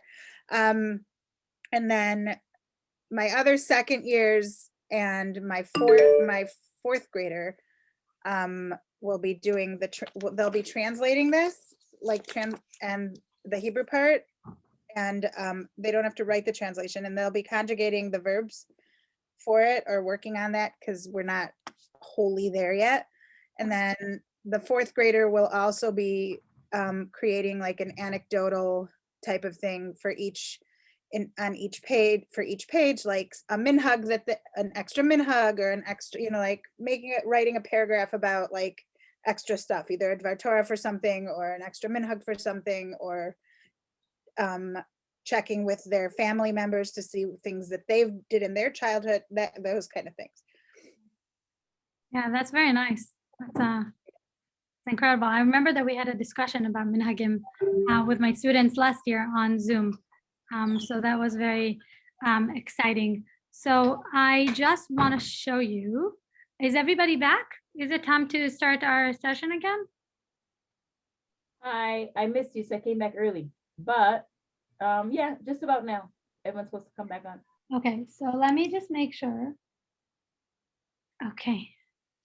So there is another lesson before chametz lo chametz that I want to show you. Let me share my screen again. Elias is back. I don't know. But we teach them about Chodesh Nisan, right? So it's a whole layout that they every year it's different, right? So Rosh Chodesh falls on a Yom Rishon. They go all the way until, ignore this Daled. There's no reason why it's bolded. It's just how it is on my Luach Shana. And then I will stop this sharing so I could show you. They have, after we do the lesson, Kita Gimel is the only one who has it on their planner. It's the only one, they're the only one that do the layout all over again. So we will collect that, all the cards and all the everything, and then we'll do the layout again. And they will use this control chart. So excuse me, I crossed 3 things because it's not accurate. I didn't want them to get confused. Shabbat HaGadol, it's Shabbat לפני פסח, אבל השנה זה נופל בפסח. ליל הסדר, yeah, so it falls that Shabbat. זה השבת הגדול. בדיקת חמץ, ליל י"ד, ביאור חמץ, right? So it's different. So I crossed that out from the control chart so they could do this more accurately. So they have all the ימים מיוחדים בפסח, right? בחודש ניסן, and then they take a paper and they write down. I feel bad that I didn't bring one of their follow-up because they did such a beautiful job. They record it on this paper, right, which is also scheduled. They write down the dates, and then they draw little, like, they will draw with a silver marker a goblet for Leil HaSeder, right? They will, what other stuff they will do? They will draw when they're burning the chametz, right? They will draw a picture of bdikat chametz, just like little things on the corner of the calendar, right? In every square, right? Okay, so that's Chodesh Nisan. Anyone has any questions about Chodesh Nisan? Anyone? No, okay. So you see how it's like slowly progressing towards like Pesach. It's like you're going from Tzir Hazman to Chodesh Nisan to Shmot HaChag to, like, you're really focusing into what is that, the next stage of Pesach. So אנחנו עכשיו בחמץ לא חמץ. Let me pin my rug so you can all see it. Is it still pinned? Oh, I'm pinned. I don't want to be pinned. So now you all, I see your rug over there. beautiful. Only my rug, right? And you. And 2 different screens. Oh. You do? Well, yeah, it's like your phone is open, it's over there, but no, we don't see anybody there. We can pin it ourselves, Okay, yeah, but It's not pinned, it's not pinned, it says there. but you can click on it and pin. Yeah, we'll double click it and we'll pin it. yeah, no, but the only problem is because I'm recording, I want to make sure that the person in the recording, you see my screen, adjust my screen. Because that was a problem last time. By the way, I do have the recording. It took 2 days to download. I got a newer computer. But I ran out of memory on my phone because I had to edit it, yeah, and upload it to YouTube. Oh, perfect, Baruch Hashem. Now I could see it on my screen. Chametz lo chametz. It's over here. I'm gonna put myself on mute.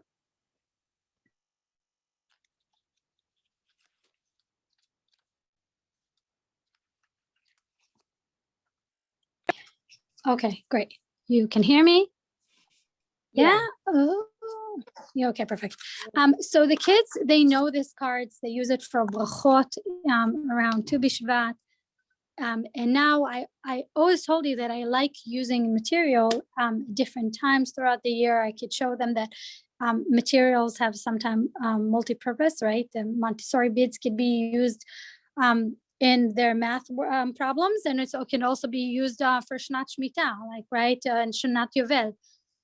So they get excited when they see like material come back to the classroom.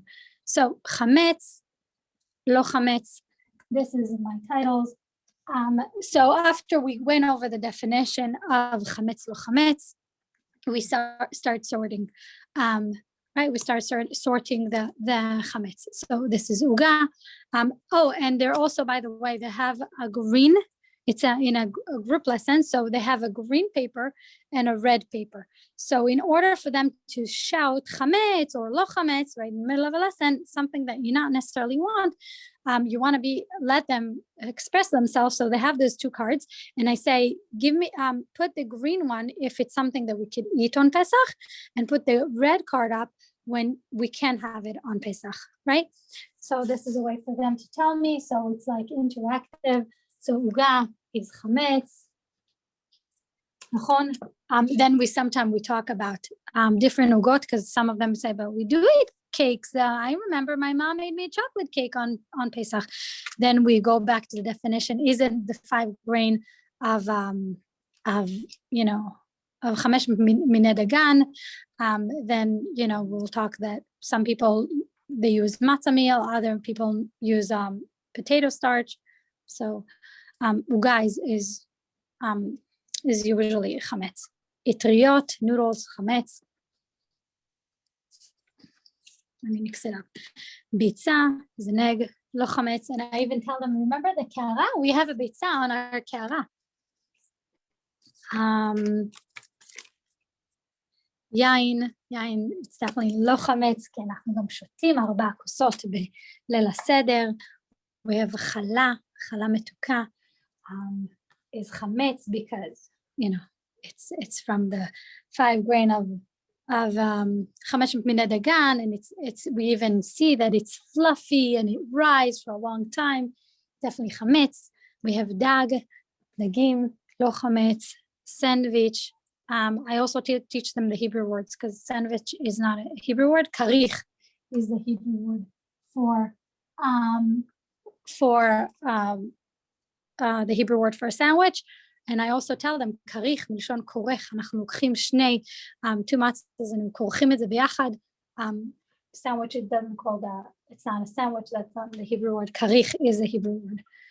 Okay, תרנגול הודו, לא חמץ, לחם, חמץ, בגלה, pretzel, חמץ. Right, I'll do it a little faster.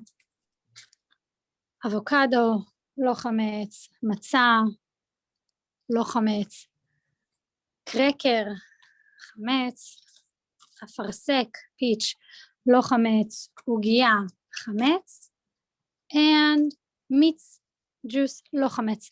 אוקיי, אתם רואים פה, יש לנו חמץ, לא חמץ. It's a very dynamic, fun lesson. They get to use their cards to communicate with me what is chametz, what is not chametz. And now I will show you the follow-up for Kita. Bet. Where is that? מורה, יש לי שאלה. Mhm. איפה את שם את האורז? בחמץ או לא חמץ? אז אנחנו, כיתה א', ב' וג' הם לא לומדים על קטניות. If I have a very progressive, it's more, I know that they do learn kitniot in upper elementary. I do that they have a work. I know that they have a work. They actually the upper school teacher came to ask me, can I use those cards with my upper schoolers? So I said, you have to teach them a different concept. This is like, they were like, we know this material, you can't bring it to upper school. So I said to her, what is something that you don't teach, that you teach them? And she's like, well, I teach them kitniot. I say, okay, so take images of kitniot and teach them about that. So you could definitely use this with kitniot. I can maybe put you in touch with, because I know you teach fourth graders, maybe with more das, and or maybe I could like send you pictures of what she does with them. Is that something helpful? Would you like that? Yes, it will be nice. Yeah, so I'll ask her how she did it, because I know that she spoke to me last week about it. Okay, so Kitab Bet. Mora Malka. Yeah. Did you say Yeah, that I'll do that. Ores like Okay, so chametz? what? Did you say Ores rice is chametz? Did you say that? Or No, I did not. oh, okay. Ores Yeah, is- because Ores is we are kitniot, so Sephardic it's Jews, we chametz. always eat rice for Pesach. I know. Yeah. Also, the same is with me. We eat rice. But at the same time, we have a lot of Ashkenazi students, and we wanted to teach them that where I do tell them where is the origin of the halacha of kitniot, and I tell them that kitniot is chametz for Ashkenazi Jews, for some families, and it's lo chametz for others. Yeah, okay. It's not necessarily chametz. Like if you have it in the house, it's not. It's Yes, not like you the could. same- Yeah, you could be. They could have it, because I know my in-laws came to my parents, so they were able to have it next to them, but they just didn't touch it. So okay, so this is lo chametz, and this is chametz, and this is Kita Bet, right? So I have my rug, my mini rug, and here I'm going to do the layout. So I have all kind of different cards. You see begale, itriot. So they draw pictures and they write down the food, and then on the chag, right? They could go and they say, oh, bitza ze lo chametz, dagim ze lo chametz. So they're kind of like doing the same layout. You see how like the things that they do is something that all of a sudden they could, when you work, they can take it and do it at the Seder table. Okay, so this is chametz lo chametz for Kita Bet, and Kita Aleph has a page they could do in their Haggadah. Kita Gimel is not doing this because already they have a different follow-up.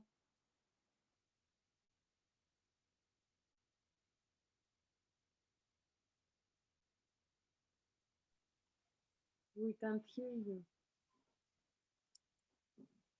Am I frozen, guys? Not anymore.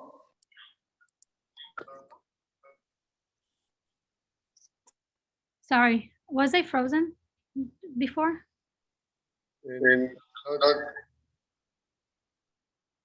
Because you guys can hear me?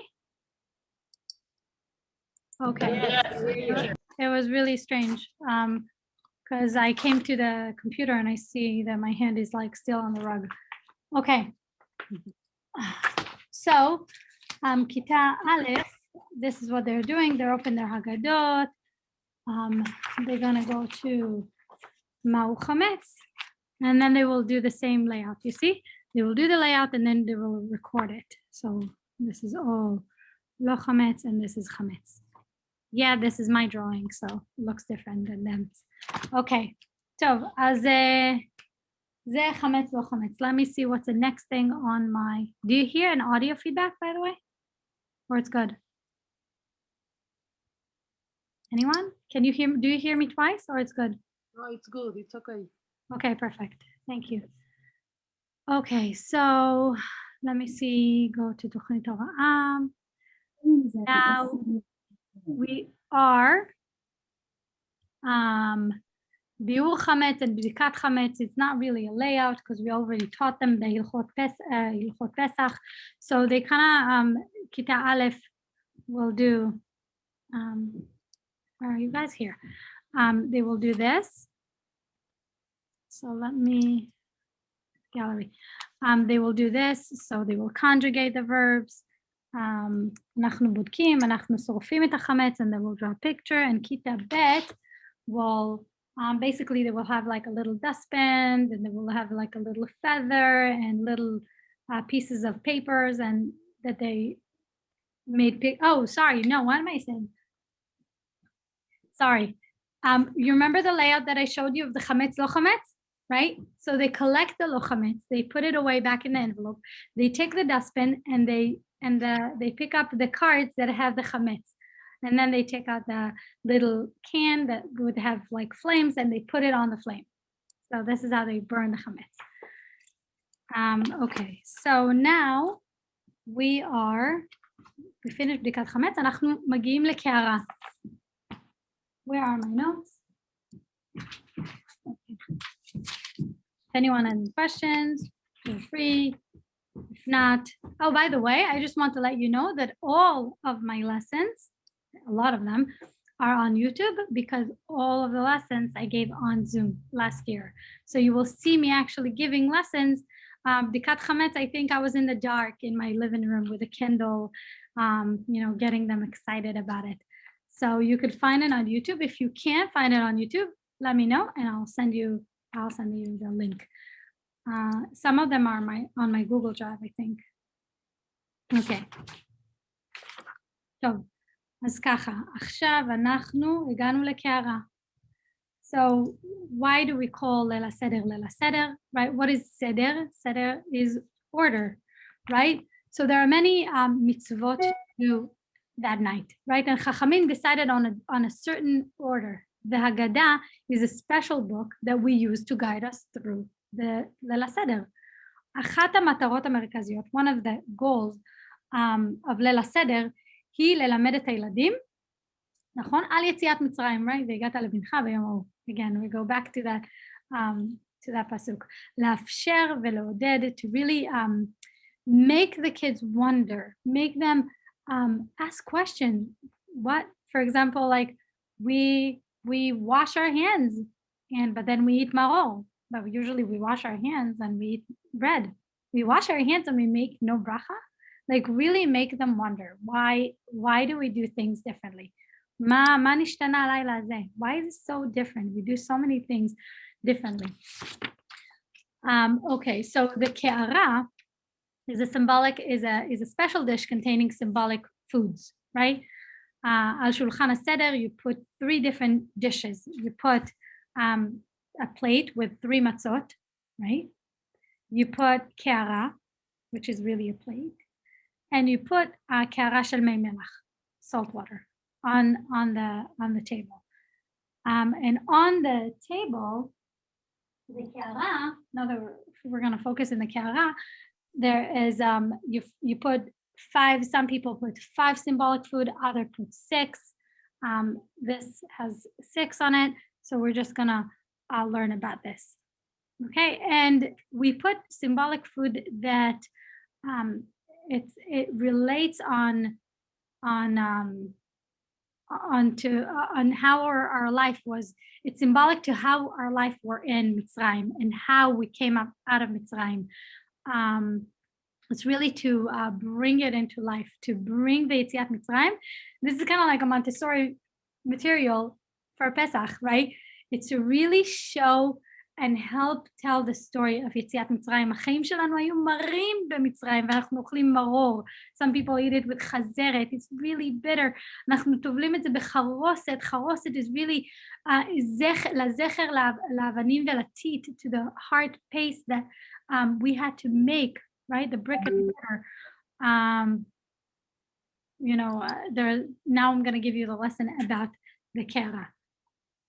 So let me Oh, now I remember what I wanted to show you. Okay, sorry. I'm just gonna pause the camera and show you two things.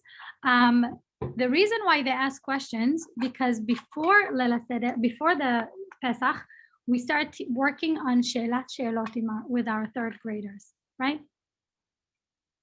So now all the questions are lama, lama, lama, lama.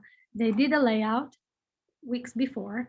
They ask question in Chumash, so they write really a question using different sheela, milat sheela. So it could be mi, whatever we are in Chumash. Efo ze kara, madua, right? Which is another word for lama. Okay, so they do this.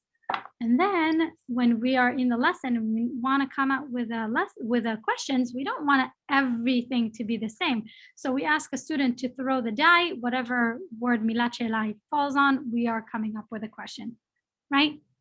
So sometimes is what, sometimes like ma'am shmot hachag, איך עושים בדיקת חמץ, right? So we use a cube, it's just easier for them. So they don't get stuck on why, because why is something that we all can ask.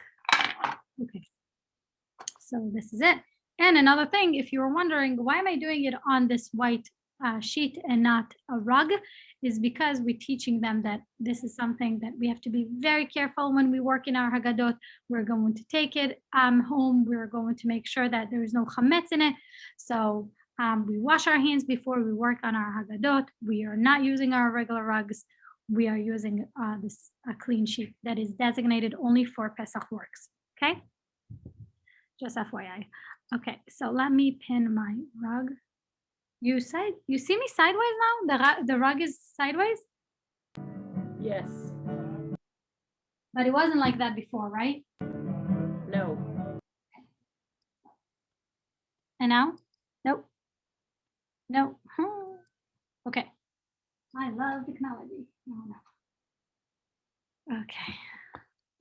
Okay, so let me pin it. Pin. Perfect. Now you can see the rug, only the rug, right? Right, people? On my screen, I see it normal, but I'll make it big. No, but I think it is, because it seems like it is like here. So hopefully it is. Where would we see this? I don't see it. I don't see the rug. Let me, If it's pinned for you, Michal, then it will be like that for the recording. I know, but I want to make sure that she's also see it. You can't see it, right? No. So do I go to a chat to see it? I don't know. You could see it on speaker view. If Yeah.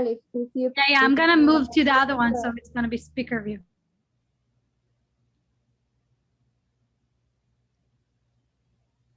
Can you see me now? Can you see the rug? Yeah, now I can see. Yeah. Okay, because you're perfect, because you're on speaker view. Okay. Let me just clean this. Sorry. Okay. אנחנו עכשיו לומדים על הקערה. בואו נצמיד בקערה. אוקיי. אז בואו נראה, מה יש על הקערה? What do we have on the קערה? על הקערה יש, on the קערה we have, and obviously I'm going to have a title, קערה. And let's see. על הקערה יש לי מרור. מרור. למה מרור? Why is it symbolic? What is symbolic to? זכר לחיים המרים של בני ישראל במצרים. It's in a memory of the bitter life that בני ישראל had in מצרים. The next one is here. What is that? Here. זרוע.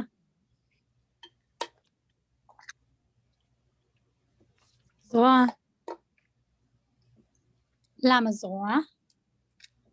זכר לקורבן הפסח. לפני שבני ישראל יצאו ממצרים, אכלו את קורבן הפסח, נקריב את קורבן הפסח. The next one is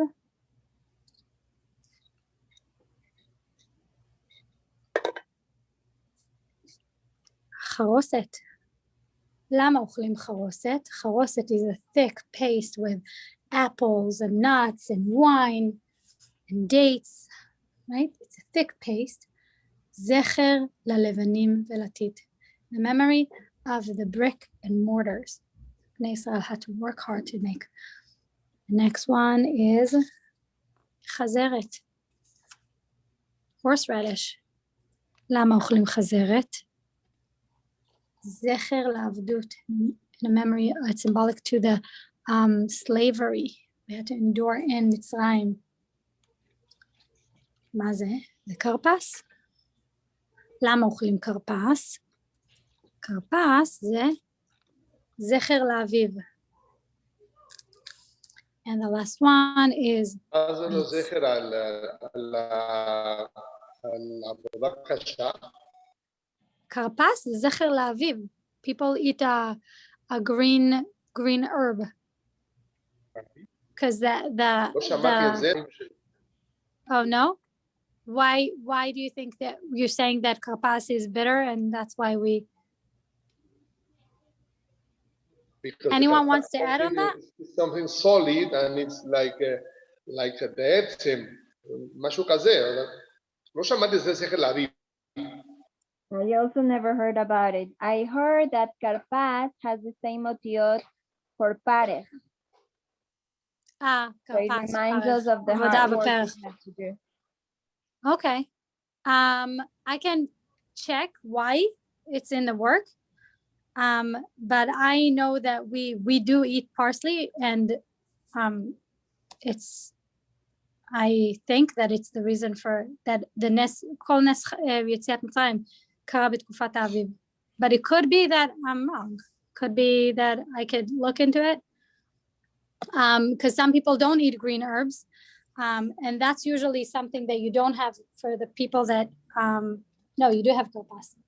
You don't have, some people don't have, I think they don't have the maro, they have the chazeret. That people that do 5 in simanei in the kara, they do zroa, beitza, maror, charoset, vekarpas. So they don't do chazeret because that's people that do 5. I could look into it. I could definitely look the answer for that. Well, my understanding of it is that the salt water certainly is supposed to be the tears from right. Klal Yisrael. And in terms of why they use a vegetable, it could very well be that, I mean, karpas is not specifically a green vegetable. It's any vegetable. No, it could be potatoes. Some people. Right. Yeah. So I don't know so much. I mean, I don't know so much of the springtime. I haven't heard that, but I it's thought just it was from the earth. just something. I thought it was just something dipped in the salt water. Yeah, it That's is my something that understanding. we do tell them that we dip the karpas in salt water. You know, it's think about their tears and their sweat, the hard life that they had in Mitzrayim. I could look into it, but you know, this is something that it's Right. in the layout. And in terms of the mar and the chazeres, it comes from, cream? the idea of having both mar and chazeres comes from the Arizal, which it's according to the original, people now use 2 kinds of mar, like the lettuce and also the horseradish. But the original thing was just one for the maror and one for the korech. So Got it. So they do but they're right. But in korech they would put people like use the maror and they use a chazeret on top, right? well, it's really not. People put 2 kinds of maror just to make it look interesting, but that's not actually the original purpose of having 2. It's not going to have 2 kinds. It's to have Right. one for the maror and one for the korech. Right. Okay. So thank you for sharing that with us. Okay. So hopefully that answered Elias' question. You could definitely do like, write something else and make it differently. But we have this on the layout. And over here in ביצה, למה אוכלים ביצה? זה זכר לקורבן חגיגה. נכון, קורבן חגיגה. אנחנו אומרים להם שאת הביצה אנחנו כן, אנשים נוהגים לאכול את זה בפסח, בליל הסדר, אבל את הזרוע אנחנו לא אוכלים. זכר לקורבן פסח, אנחנו לא אוכלים את זה בליל הסדר. ביצה זה גם זכר בימים שונים. יש קהילות שאוכלים את זה. באמת? יש קהילות, בטח. אנחנו אוכלים בדרך כלל, אנחנו פה, לכל הפחות במקסיקו, אנחנו אוכלים אותו בלילה השני. אוקיי, פיין, יא. כי זה מבושל. בדרך כלל, אנחנו שמים את הזרוע במושל, לא צלוי. אז אין בעיה על... לאכול את זה, right, because it's not really... Right, we do tell them... לפחות לא במקסיקו, אני לא יודע בארצות הברית או בישראל. I think that חול is חול. Like, it just, they have, I guess there are different minhagim of minhag hamakom, but I think that probably what they do in Mexico is the same, I believe. Okay, but we do tell them that כשבית המקדש היה קיים, היו מניחים גם את קורבן הפסח על השולחן, right?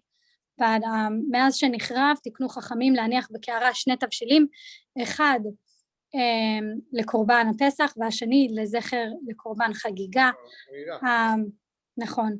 So התבשיל לזכר קורבן הפסח זה הזרוע, כנף עוף, some people they do chicken wings, right? אשכנזים do chicken wings. And ביצה is מאכל אבלים, אנחנו מתנחמים שבמהרה ייבנה בית המקדש ונוכל להקריב את שתי הקורבנות again. The same day is the Pesach, is the same day that will be Tisha B'Av. תשעה באב, נכון. שנה זו, ליל פסח זה מוצאי שבת, תשעה באב יהיה, בעזרת השם שיהיה בשמחה, במוצאי שבת כמובן. Voila, that's very interesting. I should definitely tell that to my students. Thank you for sharing that. So there is, in my notes, I found that, okay, that we eat the karpas, נכון, תפוח אדמה or celery, טבול במי מלח. Actually, we eat parsley in my family, but it's celery or potato, טבול במי מלח, dipped in salt water. We eat it after Kadesh, right? We eat it ברחץ, ורחץ. מנהג אכילת ירק is also to make to encourage the kids to ask questions at the Leila Seder table. Why are we? Why? לפני הקידוש? No, אחרי קדש. After. אחרי הקידוש, אחרי אורחץ. נכון. אחרי קידוש, נכון? לא הבנתי, Yeah, no, it's okay. אחרי קדש, נכון, אחרי הקידוש, באורחץ. That's when we eat it.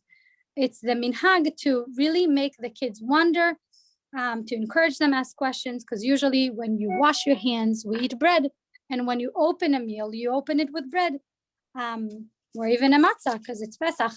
It's really to encourage them to ask question of why we start with herbs with or potato or celery or parsley.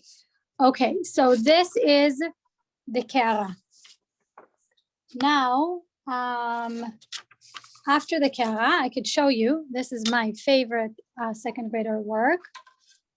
I could show you quickly what they do. So obviously they will do the layout again. At the table with their parents, they would have their mat. They would open, they would open the kara, right? I don't know if you could see it, the kara.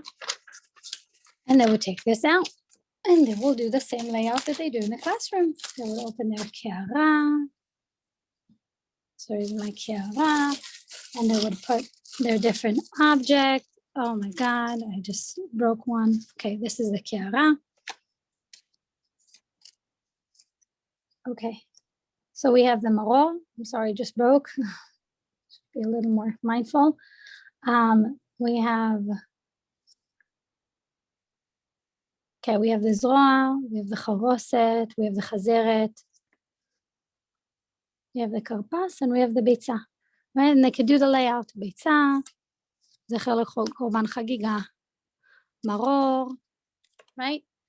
So you see how pretty it comes up, like it's come out. It's exactly like the kiara, but now they get to take it home. זכר לחיים המרים, זרוע, זכר לקורבן פסח, sorry. חרוסת, זכר לאבנים ולטיט, חזרת, and karpas, right? זכר לעבדות. Okay. Do you see this? This is for second grade. Okay. Anyone has any questions about this? Anyone? No? Okay. Anyone finds this interesting? Very amazing. I'm fascinated. Is this something that you think you could do with your students because you're going from one to another? Well, I just do two, like I do one 3 times a week and the other one twice. So I think it's very possible. Yeah. Okay, so No, the only question is, like to do things out of Play-Doh, it's kind of chametz. It's not Play-Doh. It's model magic. Okay, good point. Yeah. So yeah, don't use Play-Doh. I know, right? So model magic. I have to see if I have that. I don't know if I have that yet. It's pricey. It's like the one thing like we will like be cheap on Purim, so we have the money for model magic. Okay. No, but there's no questions because you're giving it very clearly. So don't worry if no one asks any questions. You're just a good teacher. Oh, thank you. Okay, so they could Kitab Gimel will ask לזכר מה חרוסת בקערה, לזכר מה כרפס בקערה. Right, they could ask question, ולמה אוכלים ביצה בפסח, בליל הסדר, right? So this is Gimel. Kitab Aleph, it's just very easy. It's just like they do the layout and then they have a kara. Mora Michal, yes. Can you set Malki to green, please? Yes, definitely. Thank you for letting me know. Okay. Hi, Malki. Okay. So over here you can see the maror, the zroa, the charoset. Okay. This is the kara. Okay. Now, what do we do? Simanei HaSeder. Just to let you know, I was thinking like, oh, I have all these videos. Instead of doing the layout, I'll just let them watch the videos. You will see exactly how I gave it to the students last year. But I feel like this will be faster because like you guys are adults. So, okay. So, we want a live presentation, please. Thank you. So HaSeder. נכון, סימני הסדר, יש לנו את, and then that's when we sing the song with them. So I'm sorry, I'm gonna look through the object. It's gonna take me time because I wasn't planning to give it live. I'm just gonna give it live. How are we doing with time, by the way?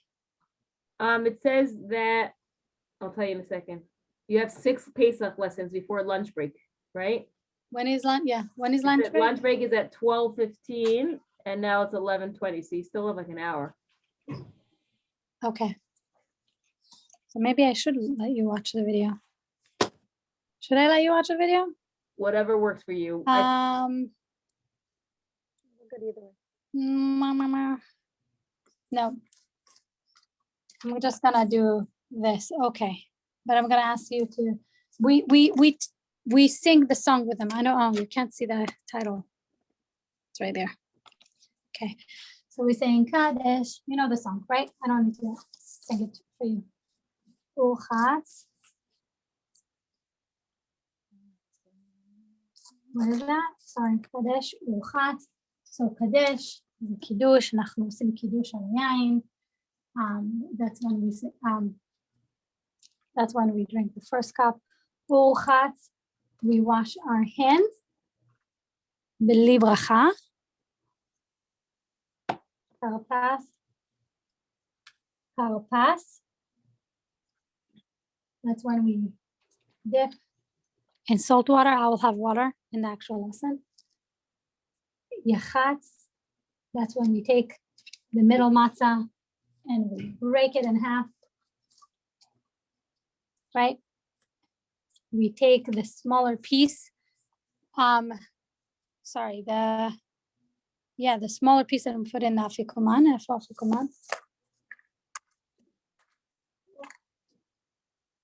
Okay, so we'll take this and we put it here, right? And then we hide it. We're gonna get back to it. Magid, Magid, we are telling the story. Telling the story. And then Rachza. No, sorry, that was not Rachza. Rachza, we wash our hands. Rachza. We wash our hands. Al netilat yadayim. There is a bracha here. Motzi matzah. After we wash our hands with bracha, אנחנו אוכלים את המצה. מרור. מרור. אוכלים מרור, כורך. Make sandwich. Or a maror. Here you see, there's a maror inside. Maror korech, shulchan orech. That's when we get to eat the food of Pesach. Shulchan orech, tzafun. That's when we find the afikuman and we eat it. Barech, whoopsie. Barech. We make a bracha. Oh, I'm sorry. This is the Haggadah Shel Pesach. I'm so sorry.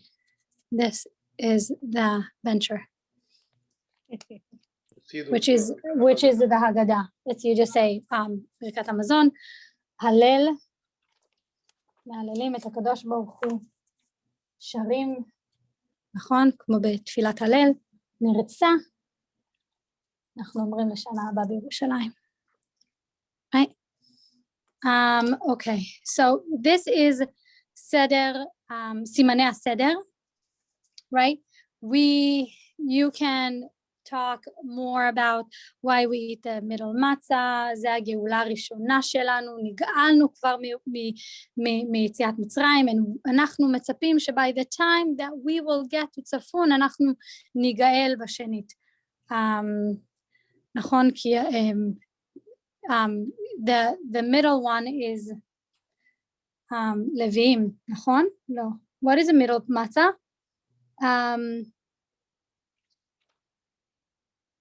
Levi, right? I believe so, yeah.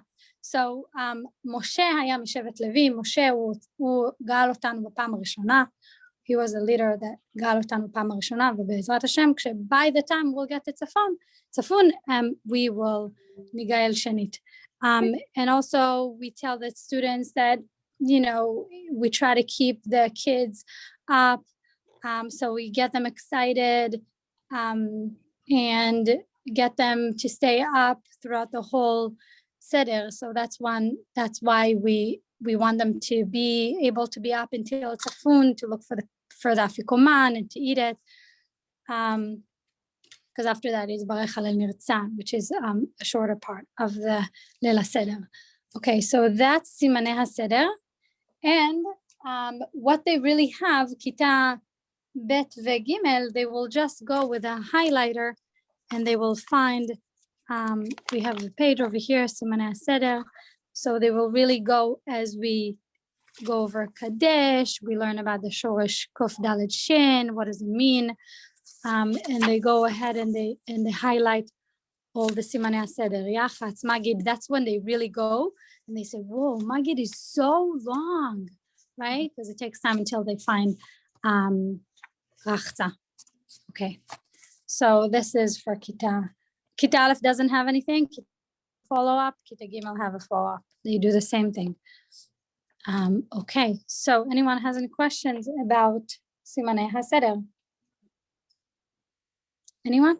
Even no, just saying something, so I know you hear me. We're No? good. Yay, okay.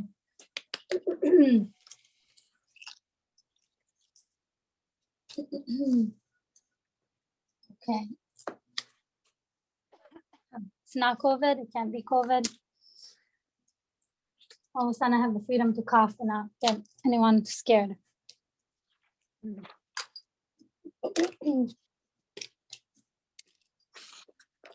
Okay, so after this, let me just check on my planner where I'm holding the Tuchnit Torah. It's so organized. You could see that I know what the next lesson because I have it in a list.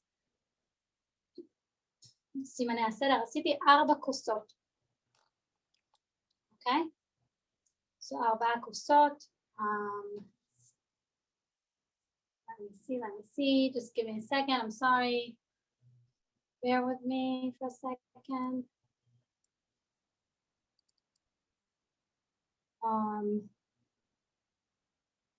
Okay. So, okay. So 4 כוסות. I think you're gonna like this one. You all can see this? Yeah? Okay. Yes.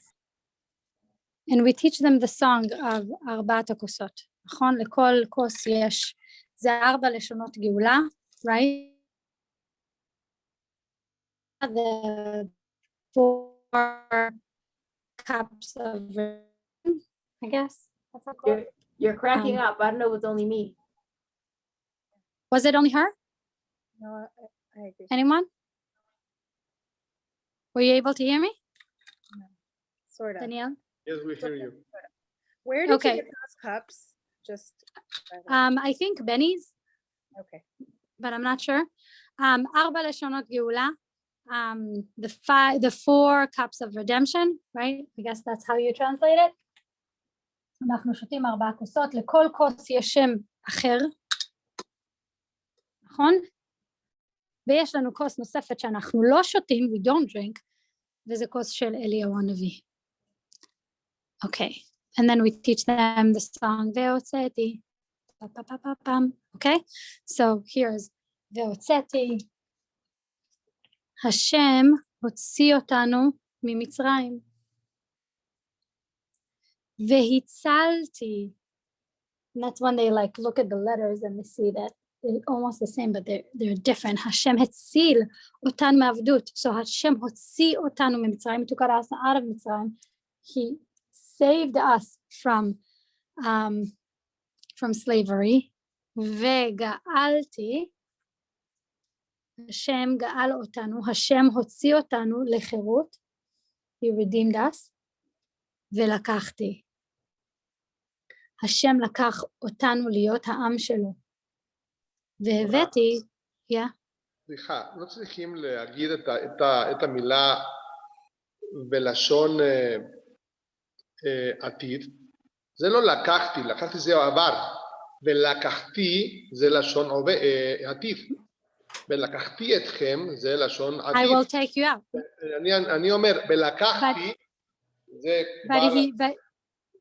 But he did. He took us to become his nation. כן, אבל הלשונות של גאולה זה בלשון עתיד. ולקחתי אתכם לי לעם, והבאתי אתכם.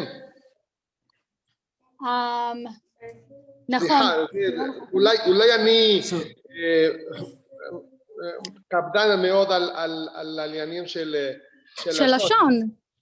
לא, I teach them, I get it. It's technically, this is an I will, this is לשון עתיד, because if I had vav היפוך, that means that he did it. In the translation, so what are you, so how do you, when you teach them, you said that he will take us or he took us? Will take us. He will take us to be his nation. Yes, because in the Torah, in Parashat Vayera, הוא דיבר עכשיו עם משה, מה שהוא עתיד לעשות. Let me check אמור something. לבני ישראל, זה לשון עתיד. I'm just looking at something in Agada. סליחה, מורה, אני לא רוצה... No, not at all. You don't need to apologize. You have really good questions, you know. I've never had that question asked by the students. I understand that you are saying like he will, but the whole עניין של לימוד יציאת מצרים זה משהו שכבר קרה.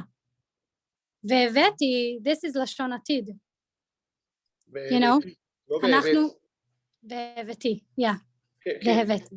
עם הסופיקס T, אני יודע שזה עבר, אבל אם אני אומר את זה ב-T, במילרה, לא מילאל, מילרה, נכון, והבאתי, אני הופך אותה לעתיד, לא לעבר. נכון. So we do teach, I mean, we teach them that Hashem did this. He did this for... מקפיד הרבה על זה. Who? Again? אולי הרבי, אולי... Your rabbi. כן, my rabbi is very מקפיד על זה. לאה רחל מכיר אותו. Right, I mean, it's a good point. I teach them that the whole on the Seder, on Leila Seder, we need to tell our story of Yetziat Mitzrayim. Yetziat Mitzrayim already happened. He took us out. He saved us. He redeemed us, and he took us to be his nation. That happened in Yetziat Mitzrayim. We went to Matan Torah. He took us as his nation.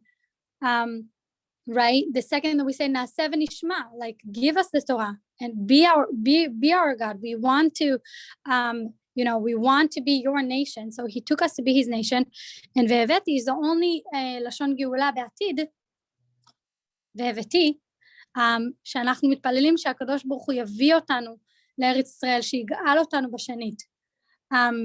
In the Haggadah we drink the third cup of the first redemption. At the same time, I want to show you in the Haggadah, at the same time that we pour Kos Shel Eliyahu Hanavi, right? Kind of emphasize the fact that we were redeemed before, נכון? כשיצאנו ממצרים, אין ספק שזאת הייתה גאולה. זאת הייתה גאולה ראשונה. נגאלנו. ובאותו זמן שאנחנו שותים את הכוס השלישית, the same time that we drink the third cup, of its redemption, he took us out of slavery, he redeemed us, we pour Kos Shel Eliyahu Hanavi.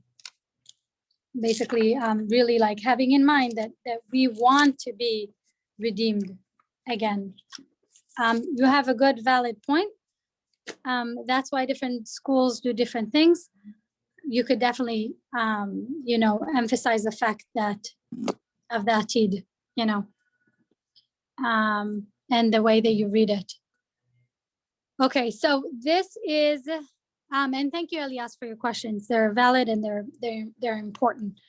Okay, so והוצאתי והצלתי וגאלתי ולקחתי. Their follow-up is to go, and we found in Benny's, I don't know if they have that in Mexico or if they ship, but I just need to get that Haggadah. Okay. This is Haggadah Shel Atara, my daughter. When they are done with it, they basically put the cup of wine. I don't know if you could see it. Do you see it? It says Votzeti. So on the cup. So they open. You have to put it a little further away from the camera. No, I'm kidding. So it says Votzeti. Just take my word for it. Yeah, no, we see. Okay, so over here it says, so in the it says like, it has a tag and it says Votzeti, Hashem hotzi otanu mimitzrayim. He took us out of Mitzrayim. I'm just wondering, so wait. Oh, Elias, do you say that it's not Votzeti? He didn't take us out of Mitzrayim? He will take, I mean, Is Elias there? No, yes, I'm here. What I'm saying that when we learn in the Parasha Vaera, Mhm. את לא אומרת, ולקחתי אתכם מלעם, לא, ולקחתי, כי זה הלשון הנכון לומר, כי זה מה שקורה בפרשה. זה עוד עניין. נכון, אבל זה מה שקורה בפרשה, אבל אני בטח שהקדוש ברוך הוא גאלנו וגאל את אבותינו. זה לא השאלה. אבל למה אנחנו שותים 4 כוסות של 4 לשונות של גאולה שיהיה על גאולת מצרים? שיהיה. שהיה על גאולת מצרים, והלשונות קידמו את הגאולה. אז צריך לומר, ולקחתי, בהבאתי, בהצלתי. Okay, so I thought that it's the whole thing of שלא יהיה את הדבר לפני הילדים כמו contradict. Yes, contradiction. Yeah.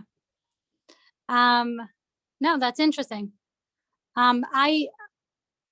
So that means that you would put a patach underneath this? לא, כי הפסוק אומר, ולקחתי וו ההיפוך, שהופכת את הפועל מעתיד לעבר.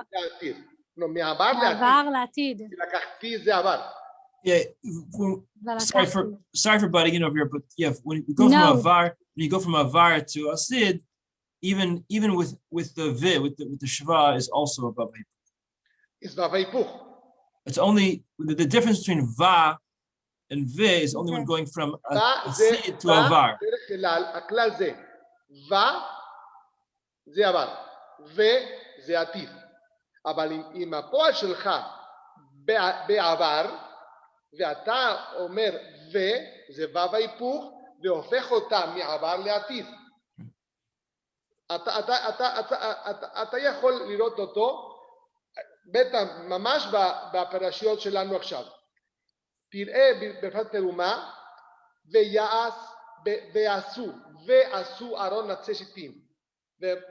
ויחל, ויעש, זה לשון עבר.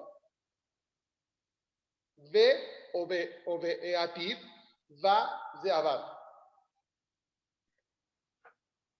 But I think that it also has to do with, I mean, and parasha is different than Leil HaSeder, where it's all symbolic about telling, לזכור את מה שקרה לנו במצרים, לזכור את נס יציאת מצרים.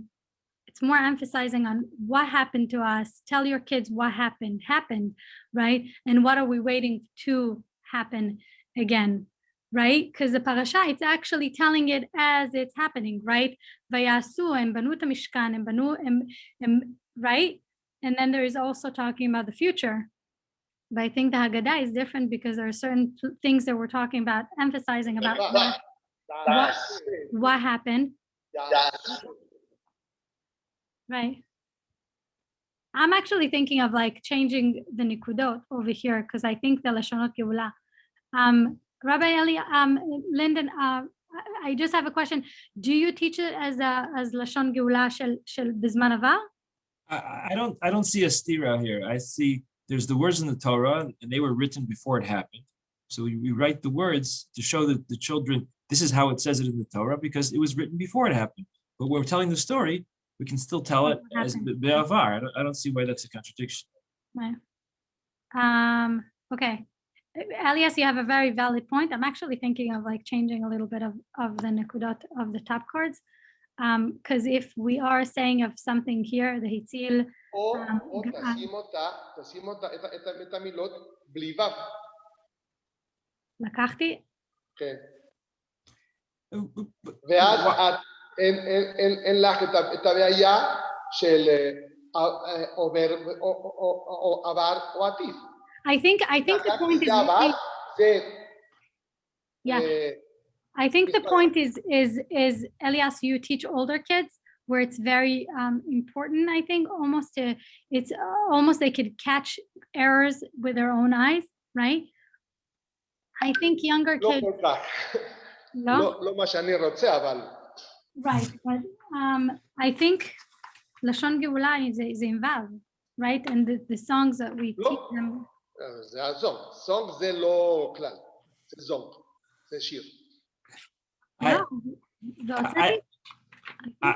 wouldn't change. לא יכול ללמד תורה עם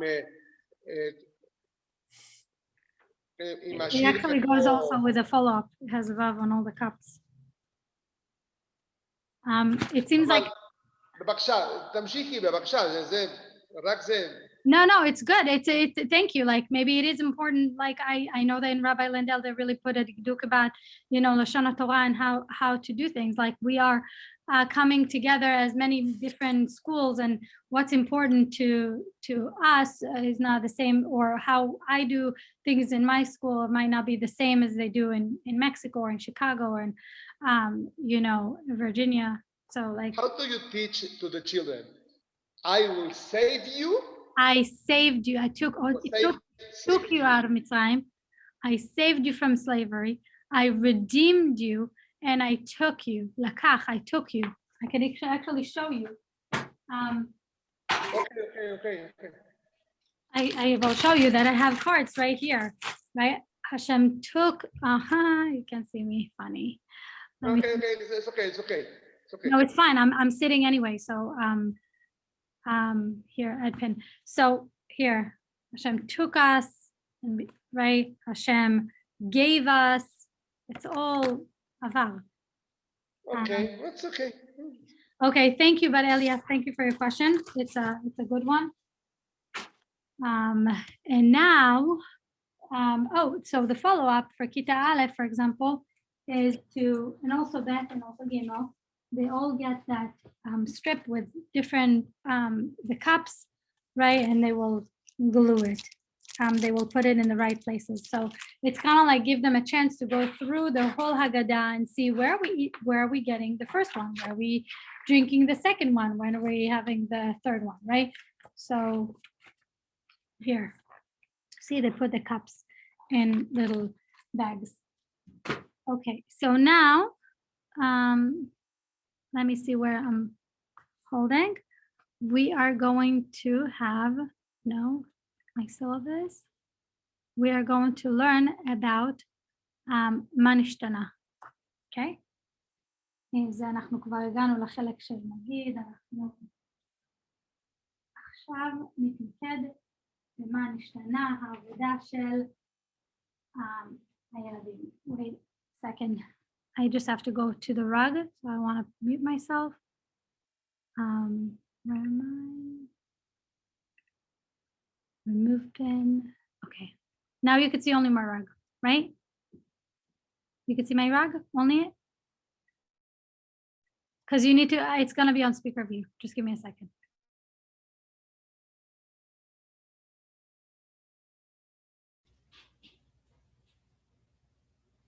Now I believe you could see me. Yeah.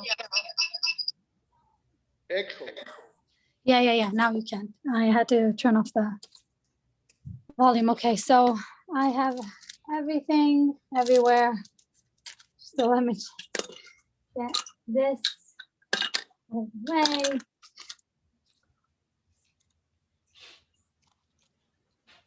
Elias, I think I'm going to look into what upper schools are doing. So just to help you a little more with your lessons and your material. I mean, just to show you the material that we have for our students. Okay, so מה נשתנה? התפקיד של הילדים בליל הסדר, לשאול שאלות, how is this night is different from all other nights. Okay. Sorry, I just stepped on the box and the whole thing just flew open. Okay. So. אז ככה, אנחנו עכשיו מה נשתנה? This lesson is also, I think, is on YouTube. We say that מה נשתנה הלילה הזה מכל הלילות, right? How is this night is different from all other nights, right? אז יש לנו ראשון שאנחנו שואלים זה שבכל הלילות אנו אוכלים חמץ ומצה. All other nights we eat מצה או חמץ, right? חמץ ומצה. הלילה הזה הוא לא מצה. Okay? We eat only מצה. שבכל הלילות אנו אוכלים שאר ירקות. Every night we can eat all different kinds of vegetables. It could be tomatoes, cucumbers, all kind of vegetables. אבל הלילה הזה מרור. We eat only מרור. שבכל הלילות אין אנו מטבילים אפילו פעם אחת. We don't dip, not even once. That's why I don't have any object here. הלילה הזה שתי פעמים. One time in salt water and one time in חרוסת. הלילה שבכל הלילות אנו אוכלים בין יושבים ובין מסובין. So right, we could sit up, we eat while we sit up, we eat by reclining. אבל בפסח הלילה הזה כולנו מסובין, אנו אוכלים בהסבה, כי אנחנו בני חורין, אנחנו לא עבדים יותר. Okay, so this is the מה נשתנה layout. כיתה א', let me see, כיתה א', for מה נשתנה they do this, שבכל הלילות they just fill in the blank, חמץ ומצה, הלילה הזה מצה, שבכל הלילות שאר ירקות, הלילה הזה מרור, so they have this thing that they can fill in the blank and draw a little picture. This is for כיתה א'. For כיתה ב', so I don't, let me see, מה נשתנה, they have exactly the cards like they do שבכל הלילות. How do I do this? I'm gonna move you over here.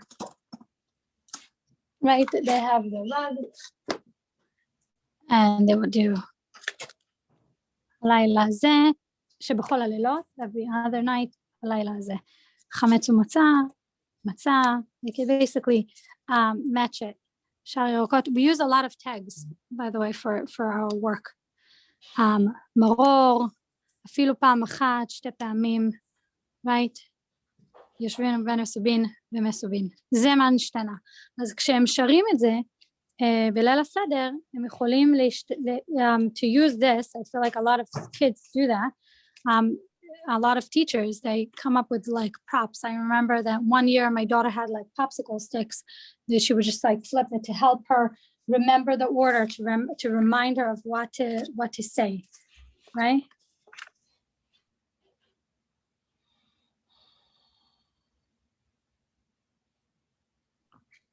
Sorry, scam call again. It's the story of my life. I don't know if you could hear me. Can you hear me? Yeah, we can hear you. You can't see me. Where are we holding with times? Because I need to. So annoying. We still have like a little bit, I think like a half hour. Okay. It's not half hour. It's like 20 minutes, something like that. 20 minutes if we're going on time, but since we had our first break a little bit later, I don't know if you want to go back on schedule or push it off by 10 minutes. Let's see how it goes. Like anyone feels like that makes a difference. So I'm in the waiting room. Let me see. Hopefully I won't have an audio.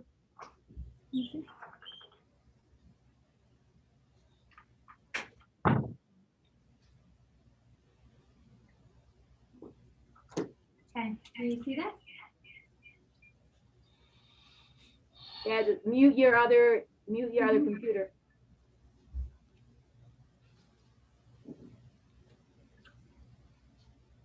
Give me a second.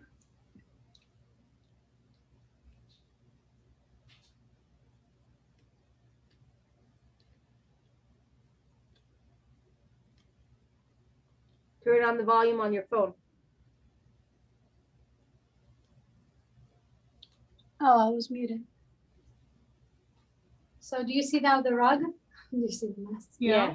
Now we see Is the it thin? Okay, so I still on speaker view, and I want to pin my rug.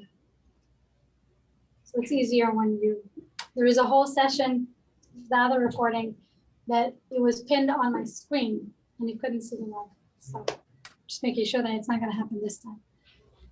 Okay, so yeah, this is it. This is Manishtana. Please ignore the mess. Okay. With Kita Gimel, we can obviously ask questions about the reason why we ask questions, right? So this is for third grade, and for first, second, and third. And now let me get the basket for this. Where is it? Let me see. Okay. That out of the way. ועכשיו אנחנו נלמד על ארבעת הבנים. ארבעת הבנים, right over here. I love this lesson because of the material that we have. ארבעת הבנים, we learned that there are different, right, the four sons, and we also go into a little more depth of what do they represent, right? The four sons, but I will just show you quickly the layout. This is, we have the four sons, Chacham,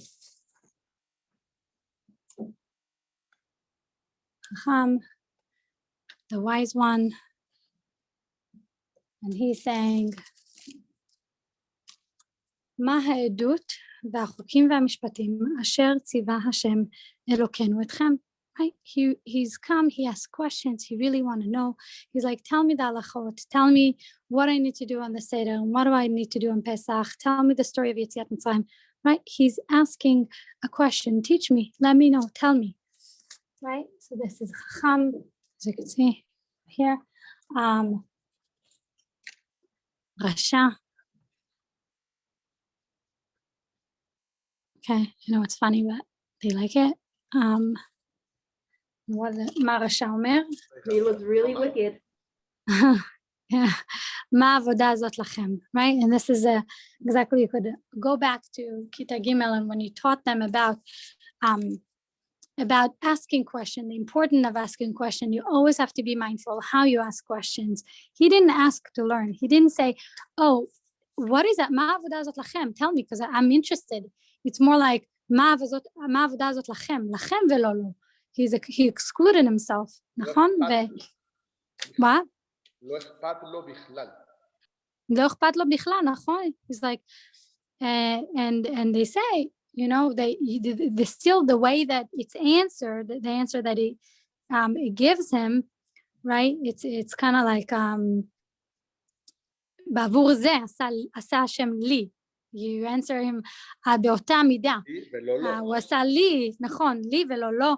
אילו היה שם לא היה נגאל. If he was there, if he was in מצרים, he wouldn't be redeemed. Because he excluded himself. Tam, simple one.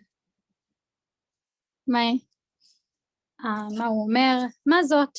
נכון? הוא לא יודע, it could be that he's like pointing at this. What is this? What is the קערה? He doesn't even know it's called קערה. מה זה? מה זה? Right? What is this? What are we doing here? ושאינו יודע לשאול. This one is basically, that's what he says. He doesn't ask, right? So we tell them that these are the people that it could also come to our Seder, and it could also be people that are in the nation of Am Yisrael. כל אחד ואחד הוא חלק אינטגרלי. It's a very important part of the nation of Israel. נכון, יש לנו חכמים, יש לנו fortunately רשעים, תמים ושאינו יודע לשאול, אבל כל העניין של הרשע זה לא ההפך, זה לקרב אותו, כי בעזרתו אנחנו גם ניגאל. With all the אהבת ישראל, we will be redeemed together. So Michal, we say, no, yeah. I just want to mention something. Like my father always used to tell us that really we can look at it like the Chacham, Rasha, Tam, and the Sheino Yelishol is all the same person, all the same child. We just have to know how to deal with him. If we deal with him the right way, he could be a Chacham. If we don't, he could be anything else. no, that's true. Like it's that's nice. That's very nice. So so yeah, we could say that I tell the student, but how can a person be a baby? Like what? Just babies could come to the Leila Seder? Just babies cannot ask questions? It's about אנשים יהודים שפשוט לא יודעים. They didn't go to Jewish school. They are not in the Jewish community. They are never been in a Seder table. We actually got to host one, I think 4 years ago. My in-laws did, and he didn't know, and it was like such an eye-opener to really teach him everything, why we do this, why we do that, why we do it this way, what is this book, and he was amazed because he didn't even know what Pesach means, why has that name, and why we do, and that we even do it, and that we dip it in salt water. He just thought that it's just a very festive, fun meal. So שאינו יודע לשאול, it's like we say, this is a קערה, and my father-in-law was explaining everything. It was like the longest Seder ever, but he made it very fun, so it was very interesting. מה זאת, נכון, מישהו תם שהוא רוצה לדעת, הוא מעוניין, he's like, מה זה, למה אנחנו אוכלים? Right, he asked questions, but these questions are very simple, right? כמו תם. Okay, so these are the 4 sons. The way that we do it in Kita Bet, it's again, they could do it with kartisim that match, right, with pictures. They can make this out of model magic and kind of place it on their mat on Pesach. Kita Gimel and also Kita Bet will go, and they will highlight in ההגדה, כנגד 4 בנים דיברה התורה, חכם, מה הוא שואל, רשע, מה הוא שואל, נכון, תם ושאינו יודע לשאול. So,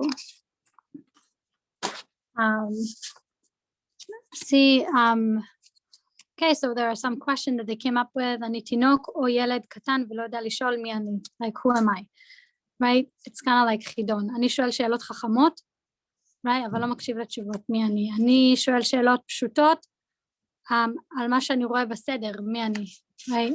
I ask simple questions about what I see on the seder, who am I? אני יודע את התורה ורוצה ללמוד עוד ועוד על פסח, על התורה, על המצוות, who am I? Right? I want to know more about the Torah. So these are the questions that they could come up with. So this is Arba Banim.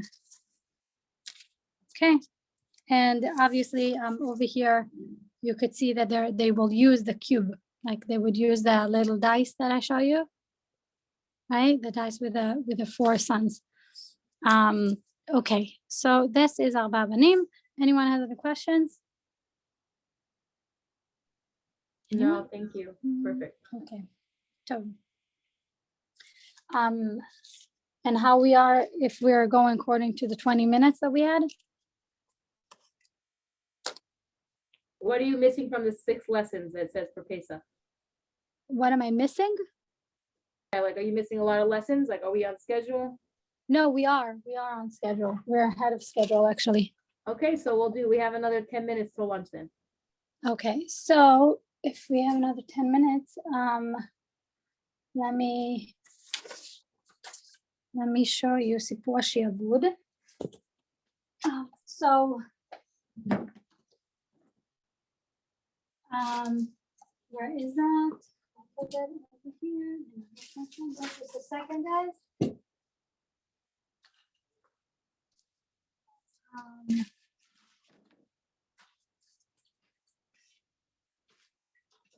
Okay, perfect.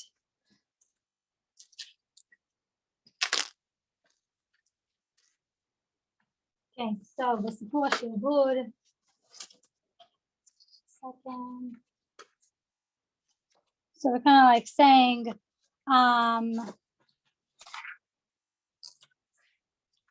so we say, נכון, בכל דור ודור, השם שומר עלינו from our enemies, and then we sing, והיא שעמדה, right? Hashem was always there for us. בכל דור ודור, people עומדים עלינו לכלותנו, people are seek to hurt us, and to kill us, והקדוש ברוך הוא מצילנו מידם. Right? אבל מה הסיפור של יציאת מצרים? הנה הסיפור. בני ישראל יורדים למצרים.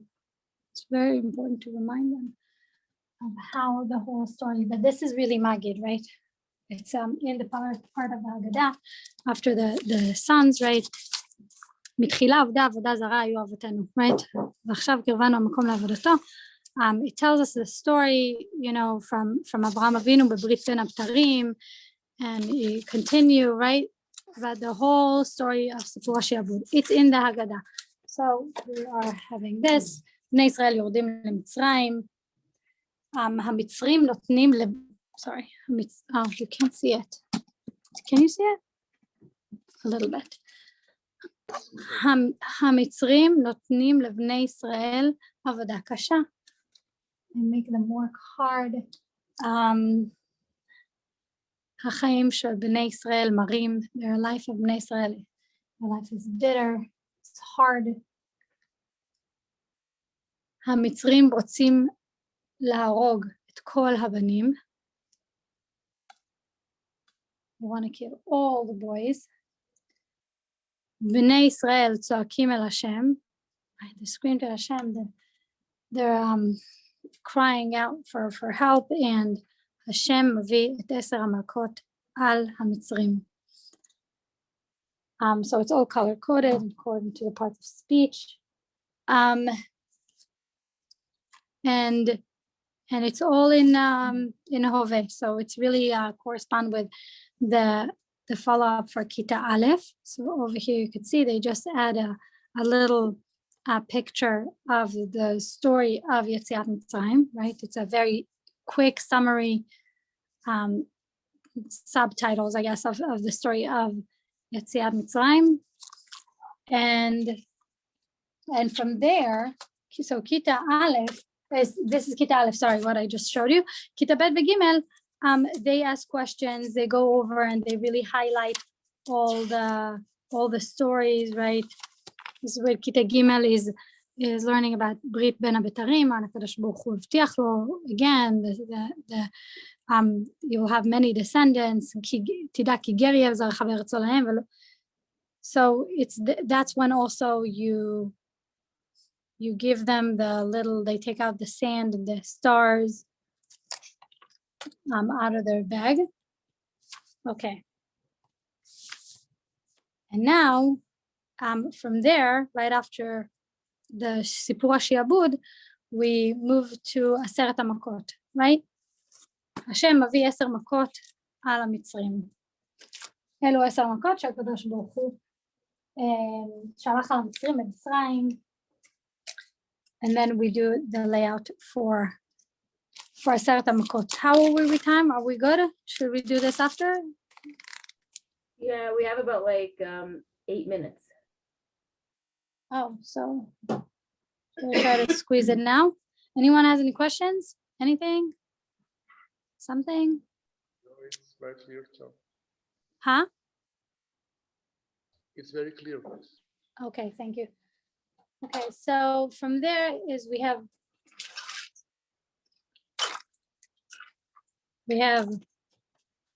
Aseret HaMakot, and we start with דם, נכון? מכה ראשונה, מכת דם. Obviously when I give them the lesson, I say what Moshe said and what Aaron said and what what Paro said, and באיזשהו שלב, Paro lost the choice of הבחירה חופשית, which is so important. We don't understand that we have the freedom to choose to whether we want to do bad or good.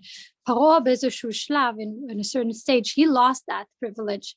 It's a privilege to be able to choose. Hashem, HaKadosh Baruch Hu הכביד את ליבו. So even if you wanted to say enough, even if you want to say enough is enough, just go. השם הכביד את ליבו ככה שהוא לא יוכל להגיד, you can go.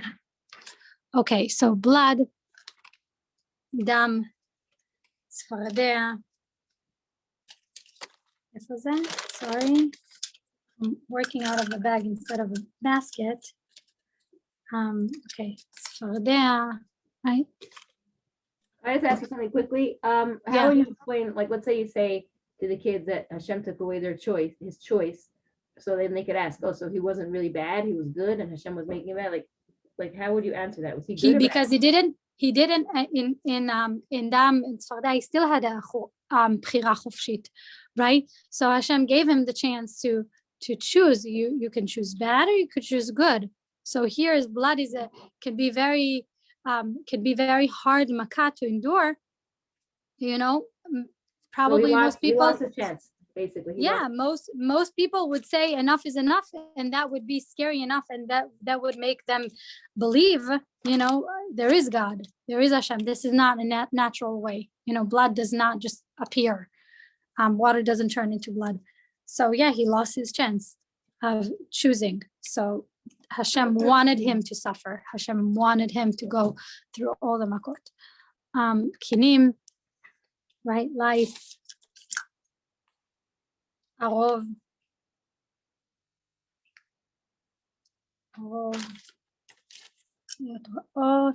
Here, wild animal. There is also a very cute song for the makate or for Eser Makot.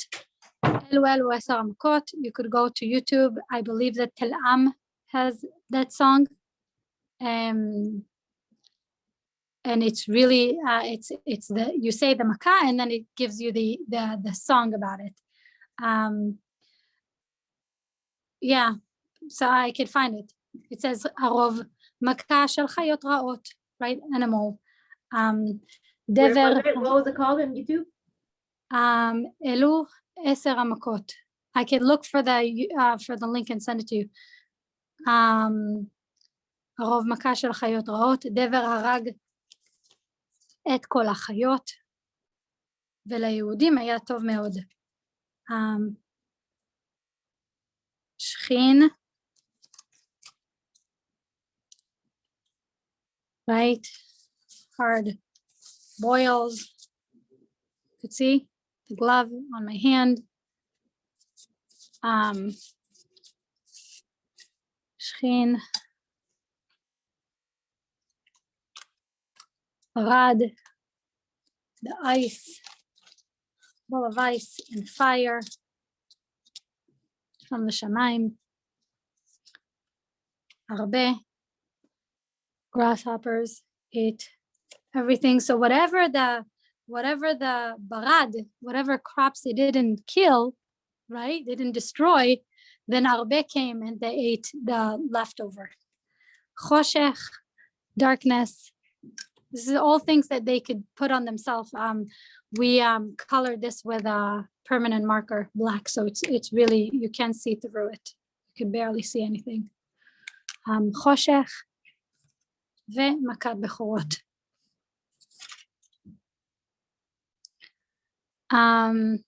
אז אלו 10 המכות.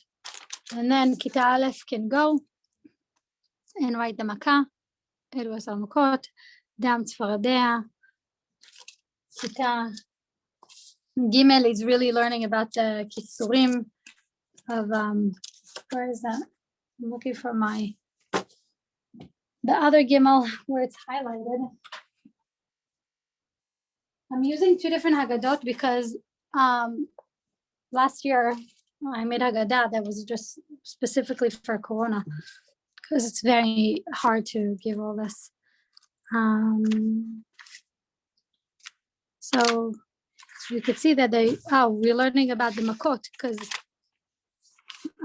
we're learning about the scholars and what they say, right? דם ואש ותמרות עשן, זה 3 מכות, אצבע אלוקים, זה כשאנחנו מדברים, ואז הם מדברים על 10 המכות, that it's really דם צפרדע קינים הרוב, right? And then they have the sticker for the eyes, the googly eyes, one can see, why cannot. So that the מכות did not happen to לעברים, לא קרה ליהודים, קרה רק למצרים. רבי יהודה שעשה להם סימנים, and then we learn about אצבע אלוקים, כל אצבע, נכון? המכות יש לנו 10, כל אצבע זה 10 מכות. They're saying every finger is 10 מכות. That's really 50. with 10 מכות before is that 60. רבי אלעזר אומר 40 מכות על הים, 40 מכות ועל הים לקום 200 מכות. So it's really 240. רבי עקיבא write 300. So we're learning a little more in depth. You can see the difference between first grade and third grade, like how כל הלמידה עצמה, all the learning of the third grade is a lot more עיוני. How do you say עיוני? Anyone can help me with an English word? באופן עיוני, it's like you're really learning in depth. עיון sí, estudio a profundidad, analítico. Yeah, to analyze almost, analyze the Haggadah, analyze the things that are in it. They are learning a lot more in-depth, deeper concept of, and will bring some drashim that have to do with the Aseret HaMakot, because they've already did it in first grade and second grade. You don't want them to, like, not understand it. Okay, so I'm gonna go to the rug, not to my chair, I mean, because it's hard. Let me see.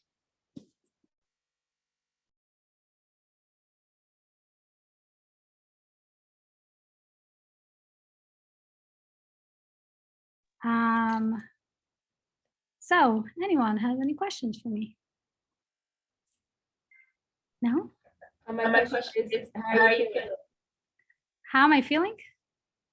after sitting on the floor for so long? Oh, feel special bones. I didn't know that you could feel. It's all good. This is with unpacking, and I'm so strong. So you moved already? Yeah, we moved. Baruch Hashem. Mazal tov. היה ממש קשה. We had to deal a seller. We sold our house, and then the seller decided, oh, actually, I'm not going to sell. So what did he do? You were left in Gulf? We were homeless. So I told my daughter, you know what? When you apply for university, you're going to say, I was a homeless girl. So we were like, people were chasing her. I mean, I got an attorney. Even after she sold us the house, she drove away with the keys. I called the police on her. More Michal turned into. Did you end up buying the house from her? Oh, I did. I took was it booby trapped? Yeah, it's funny, right? So my husband is like, I'm like, we have to change the keys. Everybody's like, you have to change the locks. I'm like, no, not my husband is like, no, I'm going to put a camera. I want to see her trespassing so I could get her locked up. But it's not going to happen. She's not that crazy, right? Okay. At least you know you got a good deal, She didn't want to get rid of her house. Baruch Hashem. Thank God. Yeah. You should come to my house, Bezrat Hashem. Thank you. It's a beautiful community, and it's really, really nice people. Where did you go? Which community? Cherry Hill. Oh, nice. Cherry on top. Okay, so anyone wants to share what they like, something that they do, kind of like. Well, right now I need to process everything that you told us and put it into action. Do you think that is it even possible to give that in bubble and nucleus? Yeah, definitely. I mean, the nucleus, you have an advantage that you're working with less kids, so like you can give each kid more individual attention. For me, it's great. Malki, seguimos así, por favor, con menos niños. Eso te gustó, pues saquémosle ventaja, ¿no? No, last year I had a class of 25. Imagine giving Pesach to 25 kids. It's like really, really hard. Oh, I had 25. It's very hard. It's extremely hard. But so now you have a group of 11. it's a whole different story. So It yeah, no, really is. It's really like it's crazy. It's like hashgacha pratit. It's like we were forced to go to pods because I'm just thinking all of them did not have a normal year. My first grader came and they didn't know how to read. My son, who is he's 5, he already is fluent in Hebrew and English, like completely reads. Because when we're on Zoom at home, I was teaching him. He was right there with me, taught him English and Hebrew. Aval horim, regular parents, they don't really have that time and they're not educators and they don't really know the process. So my first graders they came and they barely knew they recognized letters. So that was really challenging because everything that we had to transform it. We had to go to primary and pull works from their shelves and bring it into yeah, definitely. Yeah, a lot of the works that you're showing us for first grade, I'm like, wow, this is perfect for third grade. They're a little behind, but yeah, we work with them. Yeah, is Elias, do you see like any difference between the third graders that you received? Some difference in, as you see, as you said, there was a retroceso. What is that? Process? What do you say? Proceso? No, retroceso. Ah, like Regression. Exactly. Yes, Look regression. at that. You're better than me? Must be taking a break, so I am. Okay. Okay, so sorry, did Jay? Are we taking the break now? So I think, yeah, it's 12:20, so we can definitely take a break. I need something to eat. And you could come back when again? It says 1 o'clock. So yeah, right. Yes. So we should follow yeah. Okay, perfect. And I will look for the song. I will post it on WhatsApp. I know it's not for everybody, but you could just, ignore that. And I'll send, yeah, I'll send that. Okay. Is there anything else, Cyril? Salud. Salud. Gracias. Salud. L'chaim. Right? Exactly. Okay, so I'm going to close this Zoom because last time it killed my memory because it was 6 hours, over 6 hours. So I'm gonna pause it so it's not like I don't get that on my phone. Okay? Okay, we'll see you guys soon. Yes, betavon lasova. Okay. Enjoy. Bye-bye.